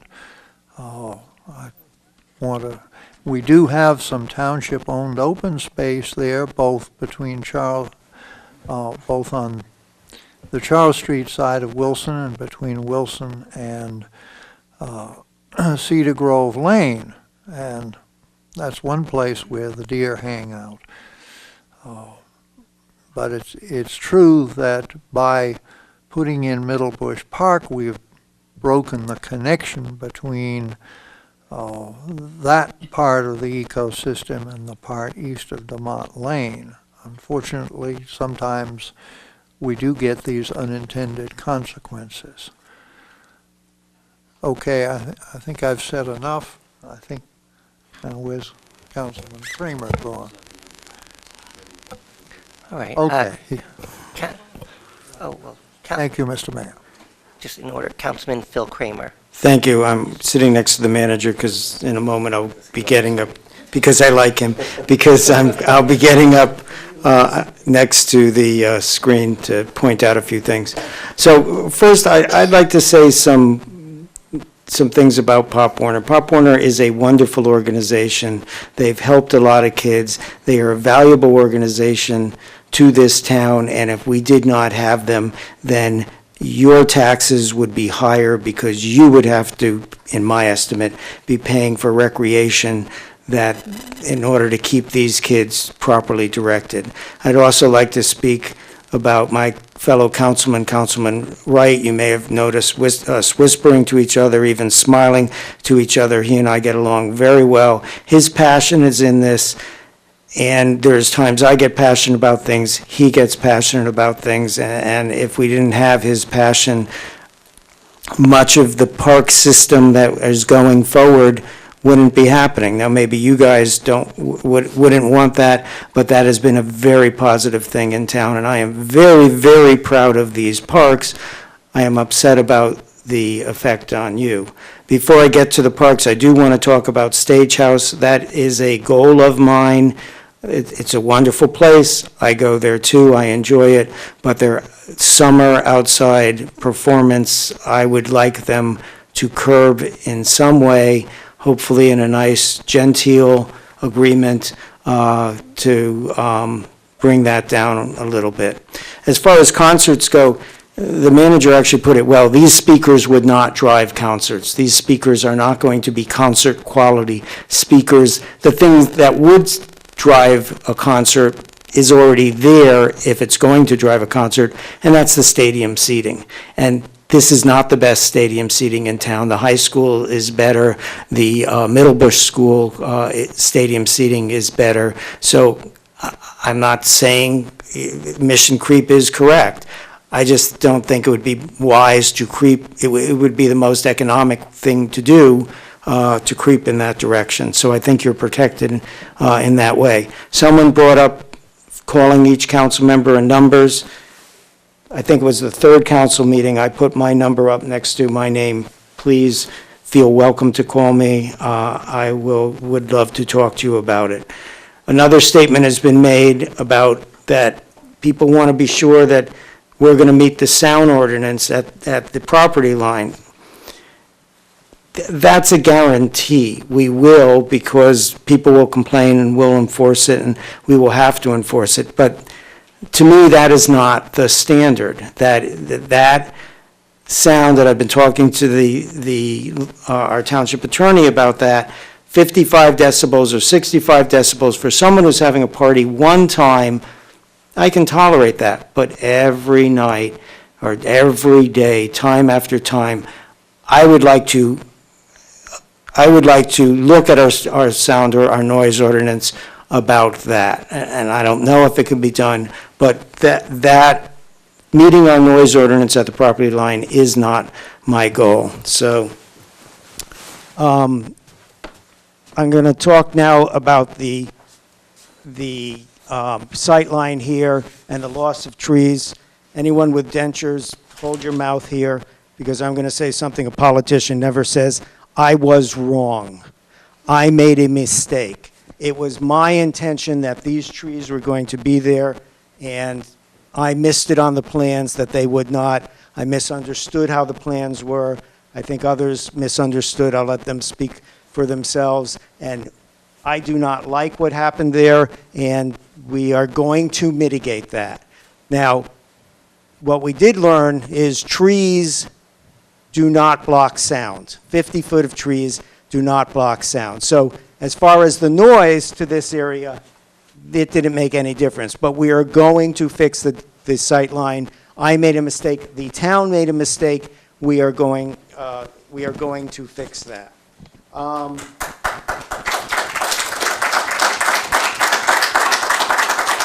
Also, in the future, I brought it up at admin. I spoke to the manager about it, and I spoke to our attorney about that. I have the not-so-brilliant idea that every council member should have to sign off on the plans so that we at least understand whatever plans for future projects what the plans were. Our township attorney wisely pointed out that we probably don't have the training to properly understand those plans, but I'm asking for an ordinance. The admin committee is going to ask for a change in our ordinance that before any capital project of this size goes in, it goes before the planning board, because those are our group of people that are trained to do this, that do this time after time, and hopefully in the future we can avoid that. So now, what I want to talk about is we did go to East Brunswick, and we had them turn on their sound system, and we walked around the area. And they have houses, I would say, at about this point. Would you agree, Mr. Wright, that Councilman Wright? The houses that border theirs are about this far from there. I mean, there's a fence. They're pretty close. They're closer than these houses. Would you agree? In East Brunswick. In East Brunswick, there's no buffer, there's no nothing, but. Right, but the houses are here, and there's also houses over here. And I knocked on doors all over. I knocked on doors here. Unfortunately, I was only able to get to talk to people here. And you guys aren't going to love what I'm going to say, but they said here they didn't mind the sound. It was the houses here, which would include these houses, and in my estimate, these houses here, those were the people that got the brunt of it. In my opinion, however, I'm okay with a sound system. I'm fine with a sound system. I just want a sound system that you won't hear. And so if Pop Warner wants such a sound system, that's fine with me as long as you don't hear it. And here is a proposal for how that can happen. Whoop. Bring it up.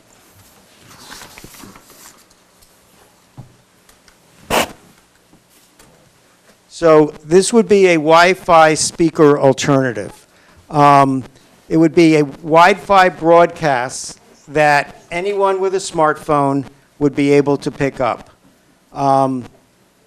You could either use your smartphone speaker with the speaker on and just put it in your pocket, or if you want it really loud, I would not advise that. You could put earbuds in, and you could hear a blasting sound presentation from the announcer.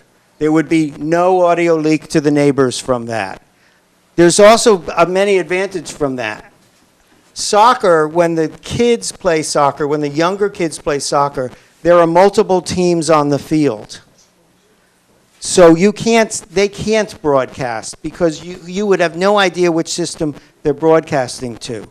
But what you could do is, with a Wi-Fi system, you could divide that field up how many times you want, and there could be a separate announcer for each game. You could even allow the opposing team to have their own announcer. So now we're talking about advantages of this system that an old technology system wouldn't have.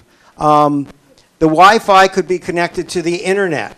So mom wants to go to the game. She's dying to watch the kid at the game. She wants to be proud. She wants to hear his name announced, but she can't. She's got other things she's got to do, so she can drop her son off or her daughter who's a cheerleader off, and she can go shopping, and she can listen over the internet and hear that announcement. Next, please. What about girls? The head coach, the head ref on the field, you're right, I don't know much about sports. The head ref on the field, just like the NFL, he could be announcing the plays, and so we could get closer to the way the big boys play it. The right app could actually add speech to text for the hearing impaired, so they can follow the game better that way.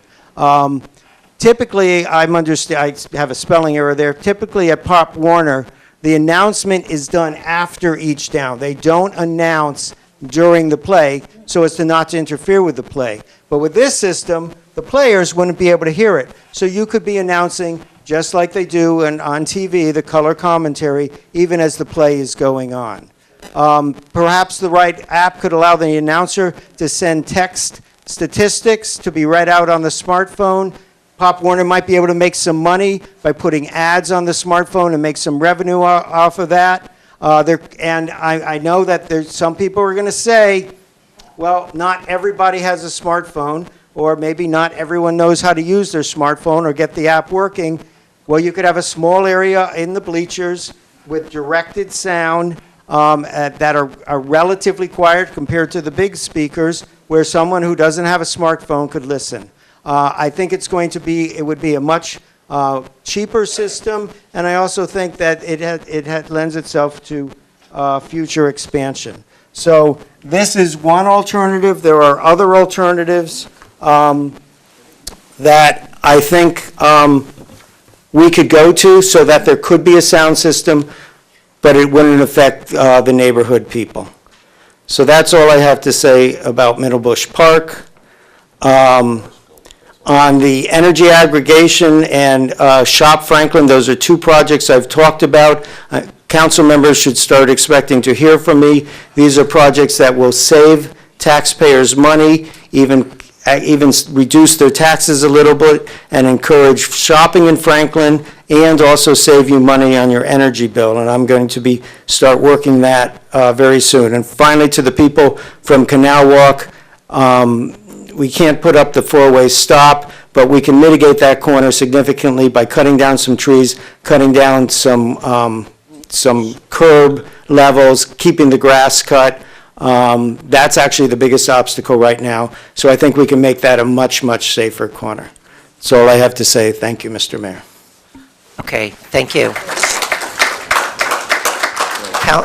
Councilman Carl Wright. I know y'all were waiting to get to me, so here we go. A couple things came up during this evening, and I had to write them down. I had to write quick because they were coming fast and furious. On the first issue, play-by-play. In any amateur sports event, there is no play-by-play. You can't announce the play. It's unfair practice because I'm the home team, and I announce your play. You're running down the right sideline. I never say anything about my man running down the right sideline. So it's unfair practice. You don't do it. So let's get rid of the play-by-play. It's not happening. The ecosystem, that's a beautiful thing. Now, all of you live in nice, beautiful houses. I'm looking at the housing chart here. Nice $600,000 houses, beautiful. But you only got that house because somebody destroyed the ecosystem. Anatole came in and said, I want to build houses. And what did he do? He built the houses that you all live in, destroyed the ecosystem. That was coming. Oh, Pizzo and Pizzo. Pizzo and Pizzo. Excuse me, my mistake. And Councilman Chase is right because he's on the planning board. Pizzo and Pizzo. So when you talked about the animals losing their habitat, yeah, I got gophers. They built them apartment buildings across the street from me. They went from over there to over here. So yeah, been down that road, understand how animals move around. You probably had more deer than I did, but I'm right next to Route 27, so I don't see them. It's just the smaller stuff that gets me. Where did I go? Where did I go?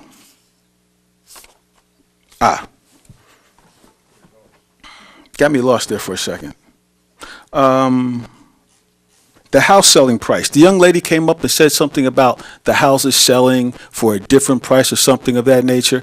I don't think you could really put your finger on it and say it's because of the park or something that we've done with the park to say Okay. it is it's us. Because we've been down this road before, and you can't do it.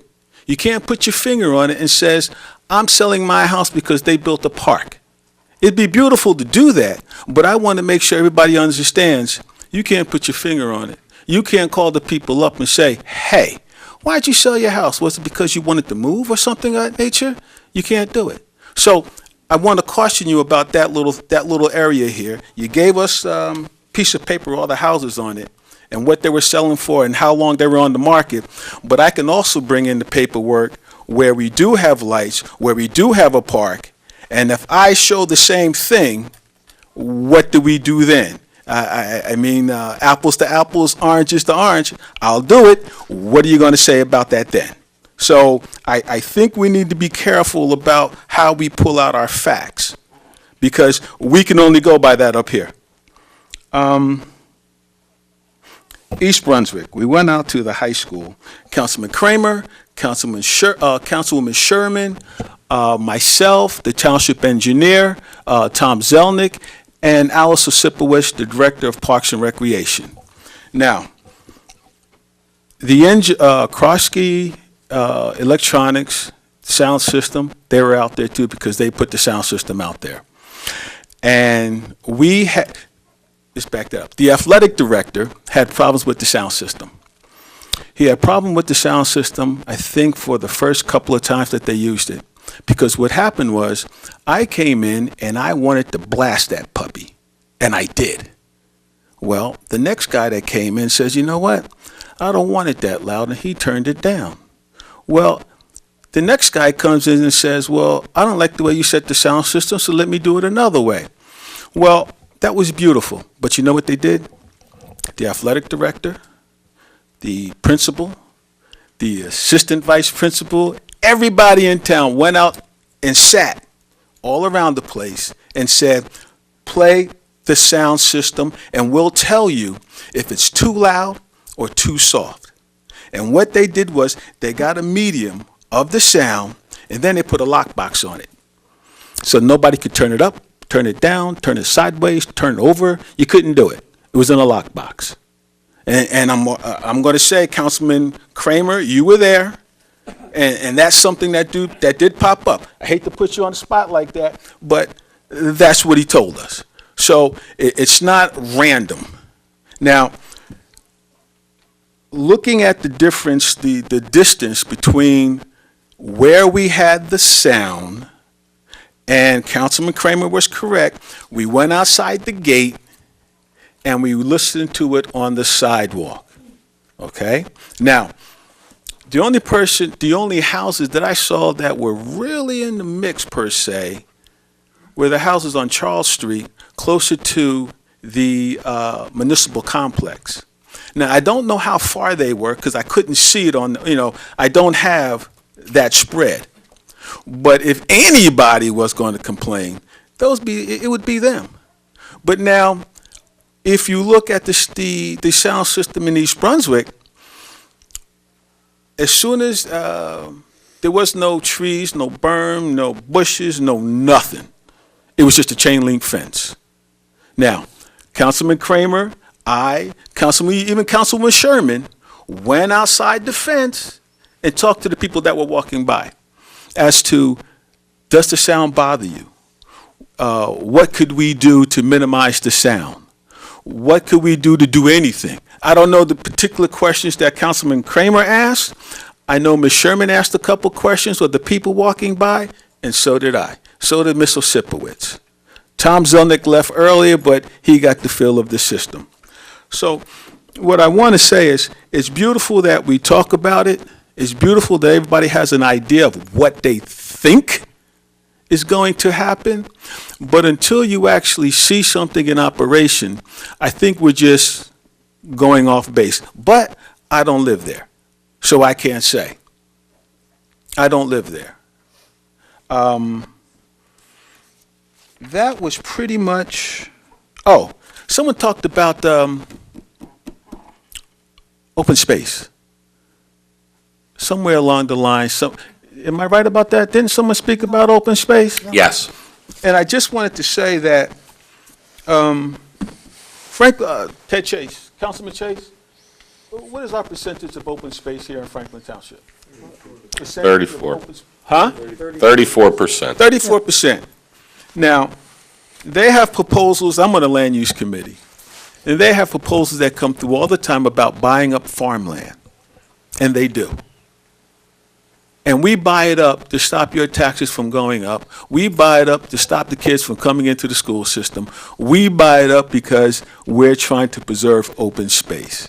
So, in order to build something that massive, the way they want to get densely clustered or something of that nature, Cluster zoning, correct. that's why you got your houses. Think about it. That's how you got them.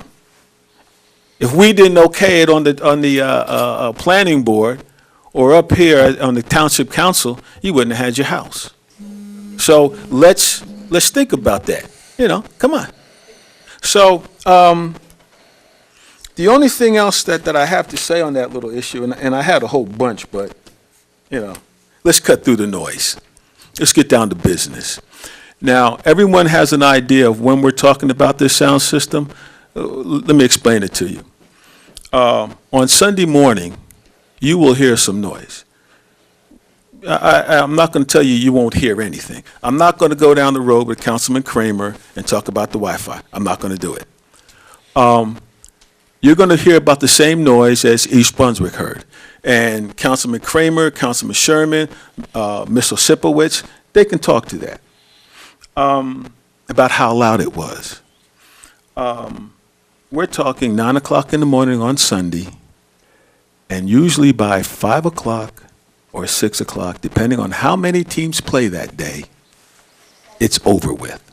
Now, on Saturday, let's talk soccer, which is usually during the morning when the juniors play. Then the seniors come by in the afternoon. Now, I talked to the president of soccer, and this is what he told me, because he's on the Recreation Advisory Committee, same as me. I represent us. And what came up was that, well, Carl, yeah, we could announce the teams, the players on the team, yeah. We could announce special events, yeah. But calling the game is just something that is unnatural to us because it doesn't happen. Soccer, it just doesn't happen. Now, we can go down the road and talk about field hockey because we're all striped for field hockey. And yes, football. So I want to say that we're going around and we're talking and talking and talking, and sooner or later, we've got to come to a decision. We're definitely going to make some people mad. We're going to make some people indecisive. We're going to make some people happy. When we put the park in, it happened that way.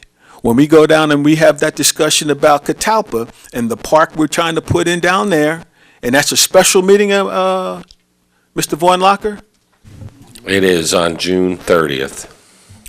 We'll 7 listen to the- o'clock here. I'm sorry? 7 o'clock in this room. We'll hear the same comments that'll come up about the park. There's no question about it. We'll hear it. The same way, and I wasn't here when they built the Little League field, but I'm guessing they had the same comments then too. But I want to counsel my fellow council members in that when they keep saying Pop Warner, that's not the case. It's everybody. It's everybody. So with that, Mr. Mayor, I'm done. Okay, thank you. Deputy Mayor Brian Regan. Thank you, Mr. Mayor. So I guess to the person, it seems like my honesty has upset at least one person who got up and said that he was upset that I said that we would probably have that I said the solution we will have will probably not make everybody 100% happy. There will be some people that will be unhappy with the solution. I firmly believe that, so I'm not going to lie to you. I could be wrong, but I'm sharing with you my honest, because I don't want anybody to think I'm trying to mislead them, that there can be a solution here that will satisfy 100%. And I know some of my peers believe that may be the case, and they believe that that's fine. And hopefully they're right, and hopefully I'm wrong, that we will actually find a solution that will satisfy 100%. But I'm just trying to set expectations that that's unlikely. There are going to be some people somewhere unhappy about the path or the solution that we come up with. Relative to, tonight, obviously, we've heard a lot of the feedback, which is always important to get that from our residents. Time expectations have been talked a little about here tonight. As I mentioned at the last meeting, given the fact that the East Brunswick walkthrough has happened, the expectation is that this is going to go through land use. Land use is going to subcommittee members are going to talk about it. They're going to evaluate some systems, talk about some sort of proposals, and come back to council with some recommendation that will then drive another meeting of discussion. So my personal opinion is that this won't be done by the next council meeting. It could be, but I'm just giving you my opinion that I don't believe we will have anything ready to vote in a public way or to move forward on probably until sometime in the August, September timeframe. Again, that's only my personal opinion. I could be wrong, but I'm just kind of giving you my view of the landscape on this in the time period. I do agree with everyone that this needs to be done as quick as possible, because obviously, when we spend 2 hours of public session because we hear input, we still have the technical aspect of our job to do, and hopefully we'll get home by midnight tonight. But we do need to get that through because a majority of us do have full-time jobs during the day besides this. So it's important that we do get input, and it is also important that this doesn't linger into the fall or worse, into the winter. I'm hoping that, sometime by September, this is all decided and moving forward. Might make some people will be unhappy with it or some won't, but I'm hoping that by then it will all be wrapped up and sooner. So that's all I have, Mr. Mayor. Okay, thank you. And now for my comments, and to address one point that was raised initially, just to be sure, I've absolutely not made up my mind, which has been said. I often actively keep my mind open so I can hear all aspects of how things are going. Very good points were made tonight. The noise ordinance was especially good because we have to follow the rules that we have made into law ourselves. And just from my perspective, it was said, are we in it to try and make money? And I've seen years, councils, boards of education say, if you give us this, we can probably turn this into a moneymaker. It almost never works. So when we put something in, if it spurs a buck or two, that's, to me, ancillary, and that's good. But I never plan on that. I'm never going forward with that kind of thing. That's how I do it. Another good point, obviously, is wants versus need. The question comes up, do we need a sound system? And that's going to be answered by us at some point. Do we need recreation? That, obviously, we do need. And I don't think that's disputed by anyone in the room. Pop Warner, soccer, it gives kids discipline. Some kids who might be teetering, it keeps them on the right side of the fence and all that. So I think I know no one here is against recreation. So, but I appreciate you weighing in that's important to you also. And I think what we've got to do is look for that high-tech solution. And I don't know what it is. I'm a CPA. I'm not an engineer. I'm not a lighting expert. I'm not a sound expert or anything such as that. So there may be something out there that works, that keeps the sound on the field. Maybe that's impossible. I don't know, but I need an expert to tell me, no, Mayor, that does not work. That is not possible. And if that's not possible, we take it or do not take it from there, meaning we do something or we just leave it as it is. If there is something that works, that's terrific. We have to do that, and like anything else, weigh it against the costs, the pros, the cons. And it was also stated, it's I guess it was interpreted that I said we'll come up with a compromise. Sometimes compromises work, sometimes they don't. Sometimes the answer is yes or no. If the answer here is no, then that's what it is, and we live with it the best we could. And all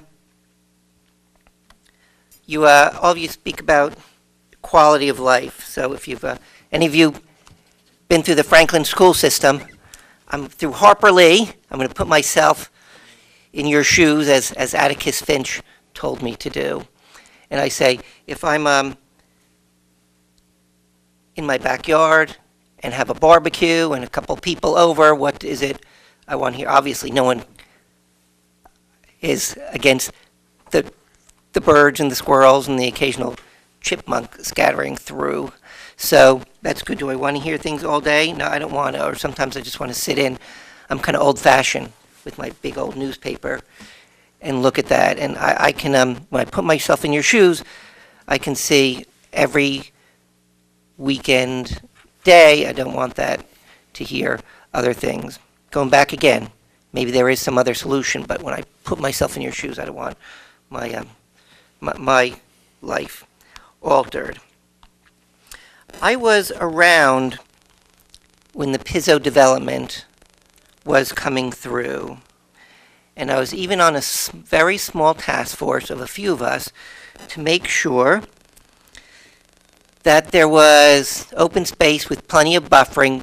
Good piece of that became Middlebush Park, but the general concept that it would be buffered in sight and sound as well as it could be. So from day number one, buffering was part of that equation, and that's the history of it, and that's the history in my mind. I was there, and I will be there. I'm not going to waver on that. Quality of life is good. Like I say, for me, and you can always look at the record through the years, I'm like a broken record. The residents have the first and highest priority. The Pop Warner and soccer kids are residents and deserve priority too. So it's that balance. But you and your quality of life, you're here mostly, so I can see that. Finally, in a lot of other towns, we see, and you hear all the time about things being pushed through.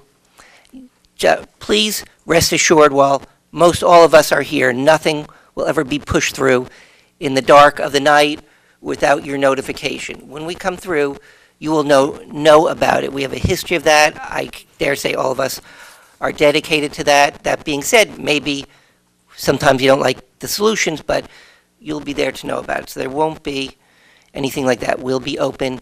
You will know about it. I'm personally committed to that. And like I said, I dare speak for all of us in saying that all of us are on that same page. So obviously it doesn't end tonight, but when it goes forward, you will know what's happening, and you will absolutely have your say. And that concludes my comments. Mr. Mayor. Councilman Kramer? So to the end of notification, I'm sure these people don't want to feel like they have to come to every council meeting because they have no idea when it's going to happen. Right. And I've never liked the 200-foot rule. I propose that we promise these people that we will notify people, and what I thought is draw a line from the press box to the corner of Treptow and Wilson. That would be the radius. You draw a circle there, and anyone in that circle gets a postcard. Councilwoman Sherman and I basically did a mailing on our own to exactly that. It cost us in postcards about $200 or so. So it's not a huge burden on the town, so I would like that done, and the manager's ready to leave, but I don't care. Councilman, it's not that I opposed to extending it beyond the 200 feet, but we have a system that uses property lines, and it determines the 200-foot or 300-foot or 400-foot. I can't give you a system that gives me all the addresses. I'll give you that. I will give you that then. I will give you that. No, what I'm saying is, I'm saying I go beyond what you're doing. Oh, okay. But not, no, what I'm saying is, fine. Our system works on the property lines. That's and fine. it measures a distance from the property line, not from the press box in the middle of the park. That's fine. I will give you 500 feet from the property line, or 1,000, or whatever you want, but not from the middle of the park, from the perimeter of the park. Okay, so we will get the same thing accomplished. Yes, absolutely. Okay, fine. I have one question on that issue, and maybe I'm fuzzy on this. Are you saying that? Deputy Mayor Reed. Oh, I'm sorry, Mr. Mayor. I didn't mean to jump in there. Go right ahead, then Deputy Mayor Reed. Yeah, So, I'm sorry. I guess during this conversation, and I'm not against it, but my question would be to our attorney that if we do this for this, does that mean for every application going through the planning board, we have to change it so we're consistent? Because now someone challenges it and said, well, you did it for this group of people, and I live in this neighborhood, and you're not treating my neighborhood the same. So I'd be very concerned about the fact of fairness across the boards. Well, you can't expand the notice provisions under the land use law. Right. So you couldn't require an applicant to do it under the land use law. You couldn't expand the jurisdiction. You couldn't, because notice in a planning and zoning board application are jurisdictional. So So this really would have nothing to do with the planning or the zoning board. Obviously, we're just talking about doing this, noticing people for a specific meeting. It's a courtesy. You could do it as a courtesy. I don't think it sets a precedent for you doing it again. However, once you do it, you're going to raise an expectation, I think, that every time we pass an ordinance or undertake a project, that you're going to do that. So but legally, it doesn't have any precedential value. I have no problem with that precedent. I would love if the state allowed us to expand the 200-foot rule. All right, so what's the length? If 500, So then that is, about you 550. need to determine. What about a distance 750? from the 750 perimeter of isn't the good. park. What about 1,000? Well, So- now I don't so- like 1,000, it's 200, 2,500. I mean, I don't know how you determine. So what the is- way I determined it was from the farthest person that complained the first time, lived basically at the corner of Treptow and Wilson, and they complained that they heard that. So I went to Google Maps and I drew a circle, and this included part of, not Cedar, there's Cedar Grove and there's Cedar, Now that, if you went to the corner of Wilson and Treptow, you didn't get anywhere near Cedar Grove. no, not Cedar Grove, what's the other one? Cedar Brook. Cedar Brook on the opposite side off Demont It Lane. included on that side the of the other people side. on Cedar Brook who, the third ward portion of Cedar Brook, who complained to me about Stagehouse. So it seemed to cover the people who are affected by sound in that area. And yes, we can quibble, is it 750, is it 1,000? Quibble all you want. I would like these people known. And if the town's not going to do it, I'm sure Councilwoman Sherman and I will do it. So, okay, maybe I'm just trying to save myself $200, but I do think the appropriate thing for us to do is to notify people within that radius. And it basically is the radius, the gentleman came up and listed roads. It basically covered those streets. So if this is a precedent for the future, God bless it, because I think it's the right thing to do. Thank you. Okay, perhaps we can work out the specifics offline, come back. It'll be listed next meeting as a council Let it go to discussion. land use. Or go to land use. Sound good to me. Okay. Mayor. And Wait No. a second, have we not decided that we're going to do that? We're going to decide that in land use, so now these people need to come here every meeting to see. I got a feeling they're coming either way. And we're going to get long council discussions. Again, I think we can save ourselves times and save themselves some hassle. Now, maybe they're going to come anyway, and they're welcome to do that.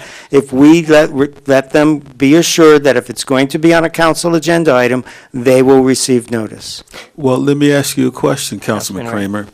If you're saying it's going to be, you're going to mail postcards out to everyone in the neighborhood. Now, maybe I'm off base with this, but I got about 800, 900 people you can also mail postcards to. Because if you're saying that you're only going to mail postcards to the people in this neighborhood, then shouldn't you also mail postcards to the people that use the park? I mean, I'm only just saying, I might be wrong, might be going around the wrong bush, but what you're doing, no. So when we do something like the planning board is reviewing something like a shopping center or like a school or a charter school, their requirement is to mail out to a certain distance for those people affected by that. They do not try to mail it to everyone who might go shopping at that shopping center or everyone who might go to that school.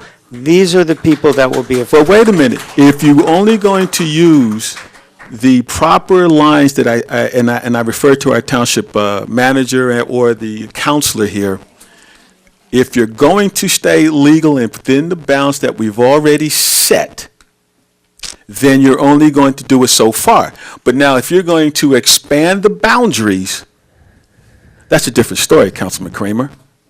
Very different. Mayor. Now, I'm going to throw this back at our counselor and our township manager. If you're going to expand the boundary, go for it. land use, or if you vote on it, I think it goes to land use, because now you want to try something different, so go for it. Mayor? Okay, Councilman Vassallo. Yeah, I don't really want to further this debate, but I'm just going to throw this out there. And right now, I don't remember exactly what Councilman Chase said, so, but something about I'm going to need some serious, strong convincing to be in favor of a sound system. But I have to say that Councilman Wright brings up a very good point. And if we're going beyond the law, well, we're going beyond the standard 200 feet or whatever, and we're kind of setting a ground rule of how we're going to notify people, we have to realize that there's a little bit more than a 5-minute conversation, that this is a step back and seriously look at what guidelines. That being said, is council feel, or the audience, well, I'm not asking the audience to respond, but maybe, there's an alert system we have, and I believe more and more people are signing up for it. I think it would be within reason, because then that's fair to anybody and everybody that's in this town. I think you could even be outside the town and sign up for our alerts. Can we not, and that's almost cost-free, can we not agree to maybe in the short term, this issue and any major issues related to our needs assessment study that I believe are going to bring maybe not as severe, but more debate when we go to carry out our land, our plans relevant to that study. Can we just do the alert for now, and then maybe have a more, when we can step back and think another conversation about, and maybe it's land use or whatever, about if we want to go down this slope? And just to that effect, just quickly, look at our website. I'm sure if you can check our agendas, like I said, usually the weekend before. I dare say an online newspaper. Franklin Reporter may have something if he knows of it ahead of time also. And Councilman Vassallo was alluding to, you can sign up for email alerts. So anytime anything changes, you get planning board moves, you'll get, however you want to text, an email on it also. So. And Mr. Mayor, I think what maybe Councilman Vassallo was alluding to is also, there's the Nixle system, which allows for community notifications as well as emergency notifications for non-emergent things, like we're having a meeting where we're going to discuss the sound system at Middlebush Park. If you go to our website and go to the section for emergency notifications, you can sign up for the Nixle service. I would suggest that you do it anyway, because it's a very good service that allows you to get information in times of emergency as well. And we can certainly put the notice out on the Nixle system prior to any meeting where we might be voting on something that obviously is important like this. So is that correct, Councilman? That's what you were talking about? That's exactly, and this way it's fair, so anybody from anybody from the entire town has it, and news travels quick. And anyone can have it, you're absolutely right. Yes, and it's a good thing for us to build up that the more people on that, for a lot of reasons, including this. Thank you. Okay, so is that, land use may take a look at that then? Am I taking that? Plus, you've told about all of our systems to fill you in. Okay. And so I'm going to come to our manager, Mr. Vornlocker. Anything else from you? Thank you, Mr. Mayor. I think in the interest of trying to end this meeting before Friday, I have no report. Okay. So we're at item number 9. Councilwoman Francois? Mr. Mayor, given the fact that it is almost 11 p.m., I make a motion that we do not do the standing committee reports tonight. Seconded. Okay, moved and seconded. There's 5 council committees. Usually once a month, they give reports to the rest of us. Councilwoman Francois saying, based on the hour, we'll skip it. Just information to us, obviously to the public. Provided at We'll the next see you meeting. time. And it'll come Provided back we- next meeting. Yeah, Okay. we're shifting it 2 weeks. We did it the last meeting because we shifted from last week. Confusing. Okay, all in favor of shifting standing committee reports next meeting, please say aye. Aye. Opposed, abstained, motion is carried. Okay, now what we're going to do now is go through the rest of our agenda. You can stay, you can go, you can watch it later on, you can call us up and ask us what happened, whatever you like to do. So we always appreciate people attending here, absolutely. So now we come to item number 12, council discussion item, Superstorm Sandy CDBG, Community Development Block Grant, DR Resiliency Funding Letter. Councilman Chase, that was something of your concern? Well, yeah, we all got a letter from the League of Municipalities about this, and it seemed a reasonable thing to support. I brought this up at our last meeting, and everybody thought this would be a good idea, and sent it to the clerk. I sent a draft letter to the clerk, and she seems to have adopted it, so may I have council support for sending that letter? Okay, now, does someone want to give us the Cliff Notes version on it? Well, if you I would haven't say- had time to read it, which is one page long, it basically says, we have heard that the Department of Housing and Urban Development may entertain proposals to spend money that was appropriated to help New Jersey, New York, and Connecticut recover from Hurricane Sandy, to make this available to proposals from the other 47 states. We urge you not to do this. We need the money here in New Jersey. This town maybe doesn't need it, but we stand with the towns that do. I support that. Okay, that's not on the consent agenda, right? So if Councilman Chase, I'll No, take it's that. listed as a specific item at this point in the agenda. You mean right here, right? Correct. Discussion. Yeah. item. Okay, so Councilman Chase, I'll take that as a motion to send that letter. Move that we send that letter. Seconded. Moved and seconded. Any other discussion? No. All in favor? Aye. Aye. Opposed, abstained, motion is carried. Councilman Chase, thanks for bringing that to our attention. So now we come to item number 13, approval of minutes. So we have the following minutes presented to the Township Council. It's the work session regular meeting of May 27th, 2014, 7 o'clock p.m. Is there a motion for the aforementioned? So moved. Moved and seconded. Madam Clerk, please poll the council on approval of the minutes. Councilman Chase? Yes. Councilwoman Francois? Yes. Councilman Kramer? Mayor Levine? Yes. Councilman Prasad? Yes. Deputy Mayor Regan? Councilwoman Sherman? Yes. Councilman Vasanella? Yes. Councilman Wright? Okay, motion is carried.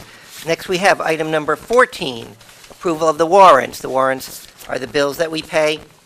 Warrants in the amount of $2,851,548.67 on June 12th, 2014 are presented to the Township Council for payment. Is there a motion to pay the warrants as read? So moved. Seconded. Moved and seconded. Ms. McCarthy, please poll the council on payment of the warrants. Councilman Chase? Yes. Councilwoman Francois? Yes. Councilman Kramer? Yes. Mayor Levine? Yes. Councilman Prasad? Yes. Deputy Mayor Regan? Yes. Councilwoman Sherman? Yes. Councilman Vasanella? Yes. Councilman Wright? Okay, motion is carried. Now, we come to a part to which I alluded earlier. There's going to be a shift in the agenda, in our ordinance introduction and second readings. But first unchanged is item 15A, so I'll do that.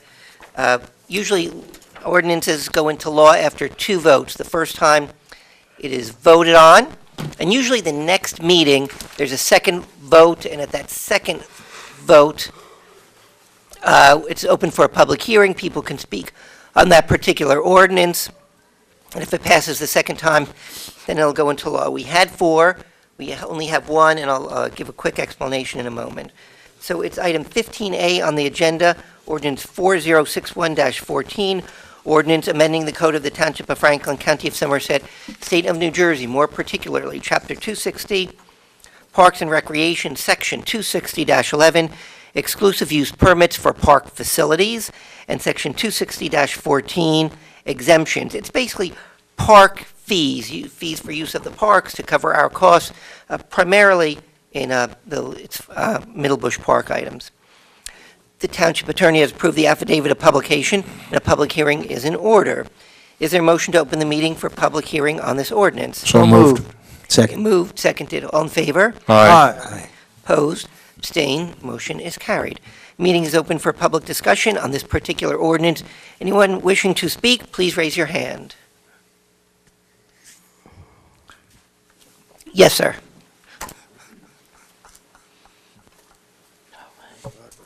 And the same policy as before, the 5 minutes, name and address, please.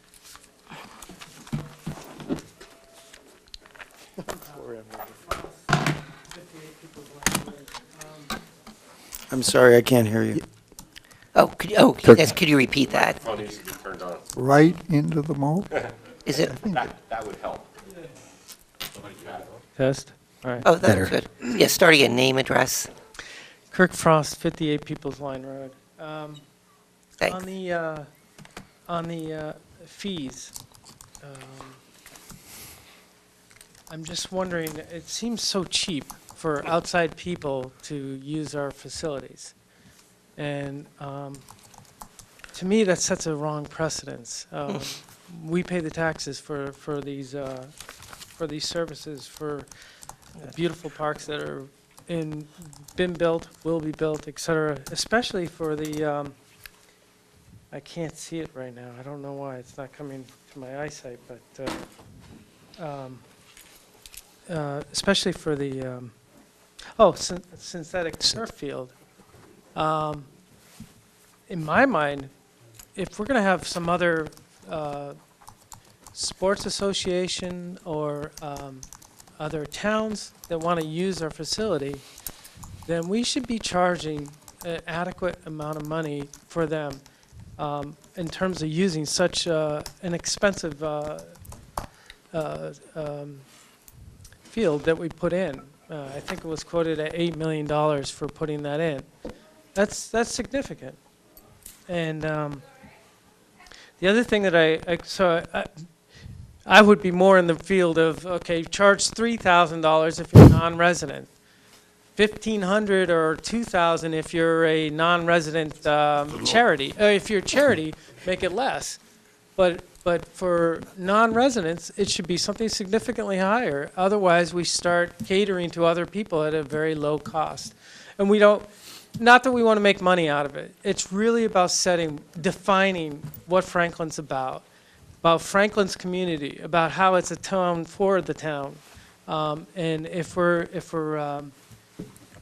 putting in expensive facilities and resources for our people, for the town here, it should be focused on that, discounted for that, but then priced appropriately. You can't get that type of field at other places without paying a significant fee. So, and maybe 3,000 is not even enough, but I don't really know. All I'm saying is not the right to put it out there for $200 for a non-resident. An hour. Huh? An hour. For 2 hours. An hour. No, an hour. It says 2 hours. No, 2 hours. The 50 is for 2 hours. I think the ones below the that are for lights. 1 hour. The non-resident, just the people. That's just for 2 At hours. any rate, I'm going to ask our attorney, Mr. Renone, to tell us about the legal Clarify aspects of that. Can I not take that from my minutes, though? Oh, okay, you want to? No. Go ahead, pardon me. Go I ahead. mean, I would love to hear that. No, It keep does going, It does keep say going. $200 per 2 hours, but either way, that's Okay. not enough money. The other thing is the $50 doesn't pay for the lights either. I would ask to be corrected on that if I'm wrong, for the electricity to power the lights. So I'm very concerned that we are opening up the thing that you just heard a lot of people complain about, opening it up to the other places, and now make it every single day. Because if you start renting it out to other people, they're going to come, especially at a low price. And you just heard from a whole bunch of people talking about how it affects them. And I would stipulate even further, I like the idea of the email address. I'm on it, and I love it. I wish you'd do more communication through the email. But that threw my mind way off. But this has got to be something for the township, for the Franklin Township.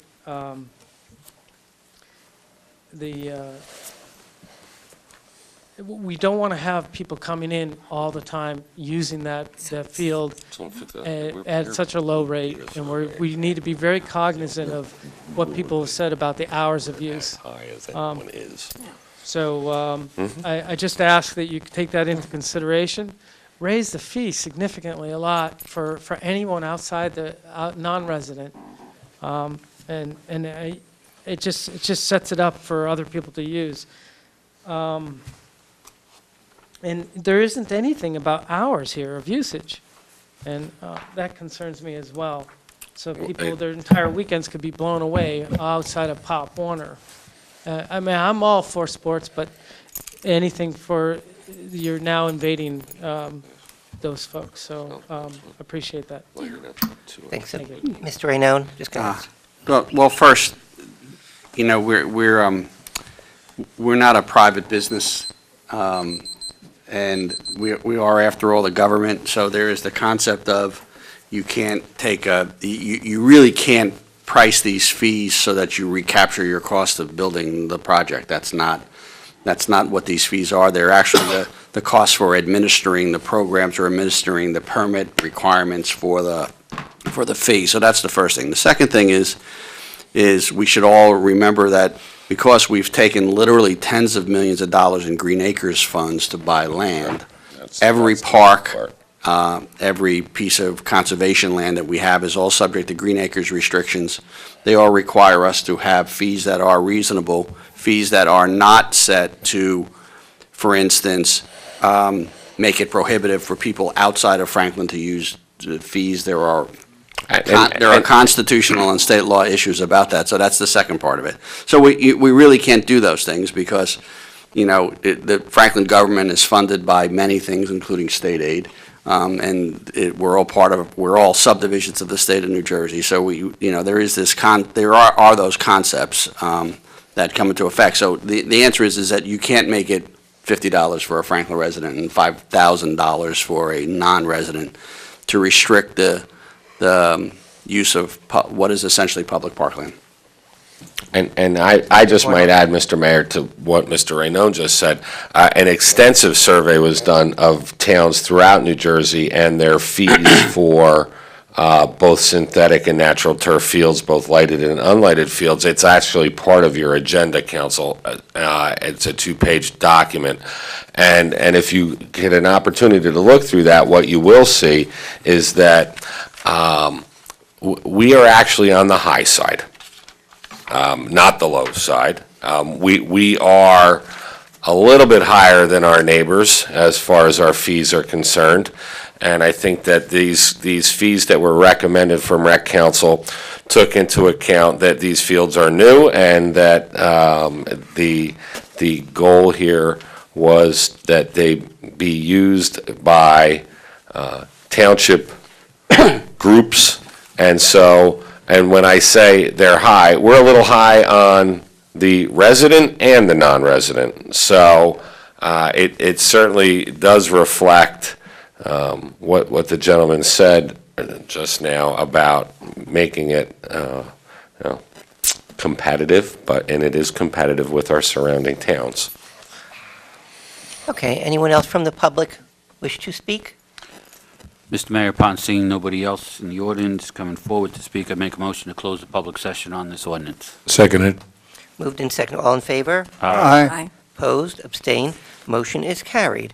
Public discussion is closed for this ordinance. Thank you very much. Is there a motion for final passage of the ordinance and publication in accordance with law? So moved. Second. Moved and seconded. Madam Clerk, please poll the council on item 15A, ordinance 4061-14, please. Councilman Chase? Yes. Councilwoman Francois? Yes. Councilman Kramer? Yes. Mayor Levine? Yes. Councilman Prasad? Yes. Deputy Mayor Regan? Yes. Councilwoman Sherman? Yes. Councilman Vastanella? Yes. Councilman Wright? Okay, motion is carried. Now, 15B, C, and D, which are supposed to have ordinance hearings, have now been moved to 16A, B, and C, first reading. There's technical problems with the introduction, I think part of the publication, so we have to reintroduce. And at the next meeting, which I'll give you the specific date on each one, we should have the public hearing and second vote on them.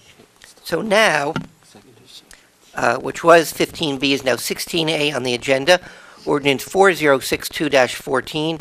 It's a bond ordinance providing for the 2014 road resurfacing program in and by the Township of Franklin in the County of Somerset, State of New Jersey, known as the Township, appropriating $2,500,000 therefore, and authorizing the issuance of $2,375,000 bonds or notes of the Township to finance part of the cost thereof. The foregoing ordinance is presented to the Township Council for adoption on first reading, posting, publication in accordance with law, and public hearing, and final adoption on Tuesday, June 24th, 2014, at 7 o'clock p.m. here at the Municipal Complex. Is there a motion to introduce? So moved. Second. Moved, seconded. Madam Clerk, please poll the council on item 16A, ordinance 4062-14, please. Councilman Chase. Yes. Councilwoman Francois. Yes. Councilman Kramer. Yes. Mayor Levine. Yes. Councilman Prasad. Yes. Deputy Mayor Regan. Yes. Councilwoman Sherman. Yes. Councilman Vasanella. Yes. Councilman Wright. Okay, motion is carried. Next, we have what was 15C, is now 16B.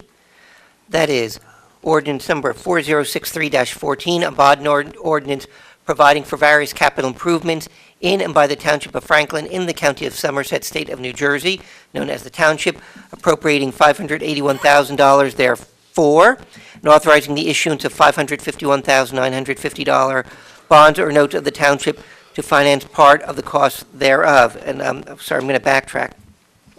The ordinance before this is money for our road surfacing program that was passed in our last budget. This is for other various capital improvements also, which was in our last budget. The foregoing ordinance is presented to the Township Council for adoption on first reading, posting, publication in accordance with law, and public hearing, and final adoption on Tuesday, June 24th, 2014, at 7 o'clock p.m. here at the Municipal Complex. Is there a motion to introduce? So moved. Seconded. Moved, seconded. Madam Clerk, please poll the council on item 16B, ordinance 4063-14, please. Councilman Chase. Yes. Councilwoman Francois. Yes. Councilman Kramer. Yes. Mayor Levine. Yes. Councilman Prasad. Yes. Deputy Mayor Regan. Yes. Councilwoman Sherman. Yes. Councilman Vasanella. Yes. Councilman Wright.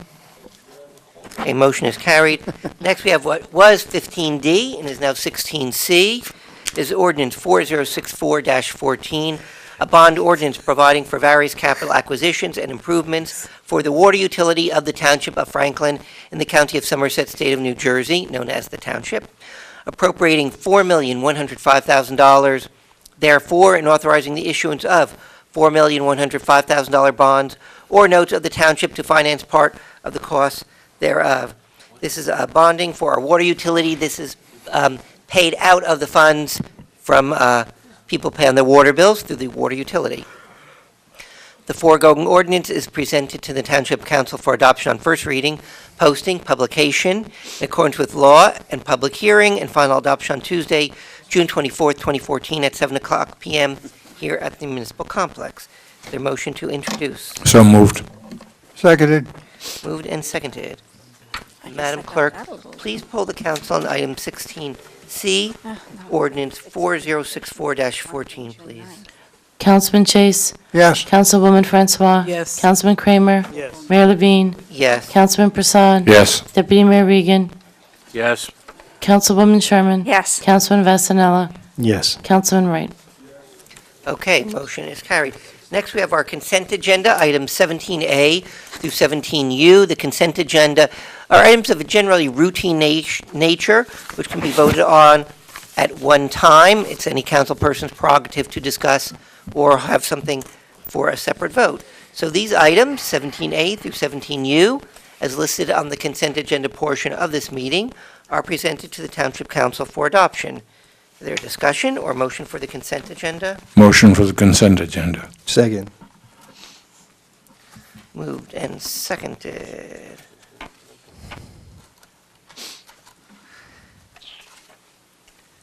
Ms. McCarthy, please poll the council on the consent agenda. Councilman Chase. Yes. Councilwoman Francois. Yes. Councilman Kramer. Yes. Mayor Levine. Yes. Councilman Prasad. Yes. Deputy Mayor Regan. Yes. Councilwoman Sherman. Yes. Councilman Vasanella. Yes. Councilman Wright. Motion is carried. And next we have item 18, resolutions to be voted on separately. There are none. today. So we go to item number 19, old business, 2014 board and commission vacancies. Is there a nomination for any positions? If not, we come to item 20, executive session. Executive session is where the council meets in private. There are only certain times the council can meet in private, such as attorney-client privilege, personnel, items such as that. When the subject of that executive session no longer needs to remain private, the minutes of that executive session will be made public. So we have item 20. 20A is Resolution 14-297. So this resolution, acquisition of open space property, Route 518 property, is presented to the Township Council for adoption. Is there a motion to go into executive session? So moved. Moved and seconded. Ms. McCarthy, please poll the council on the resolution for executive session. Councilman Chase? Yes. Councilwoman Francois? Yes. Councilman Kramer? Mayor Levine? Yes. Councilman Prasad? Yes. Deputy Mayor Regan? Yes. Councilwoman Sherman? Councilman Vasanella? Yes. Councilman Wright? Okay, motion is carried. Okay, so what we will do now is go into executive session where, as I say before, we meet privately. When we finish our discussion, we will take only 2 items of action. Number 1, we will vote to come out of executive session, and number 2, we'll vote to adjourn. So in that case, our taping will end now. Have a happy graduation, a happy Father's Day, and we'll see you at the end of June. Thanks.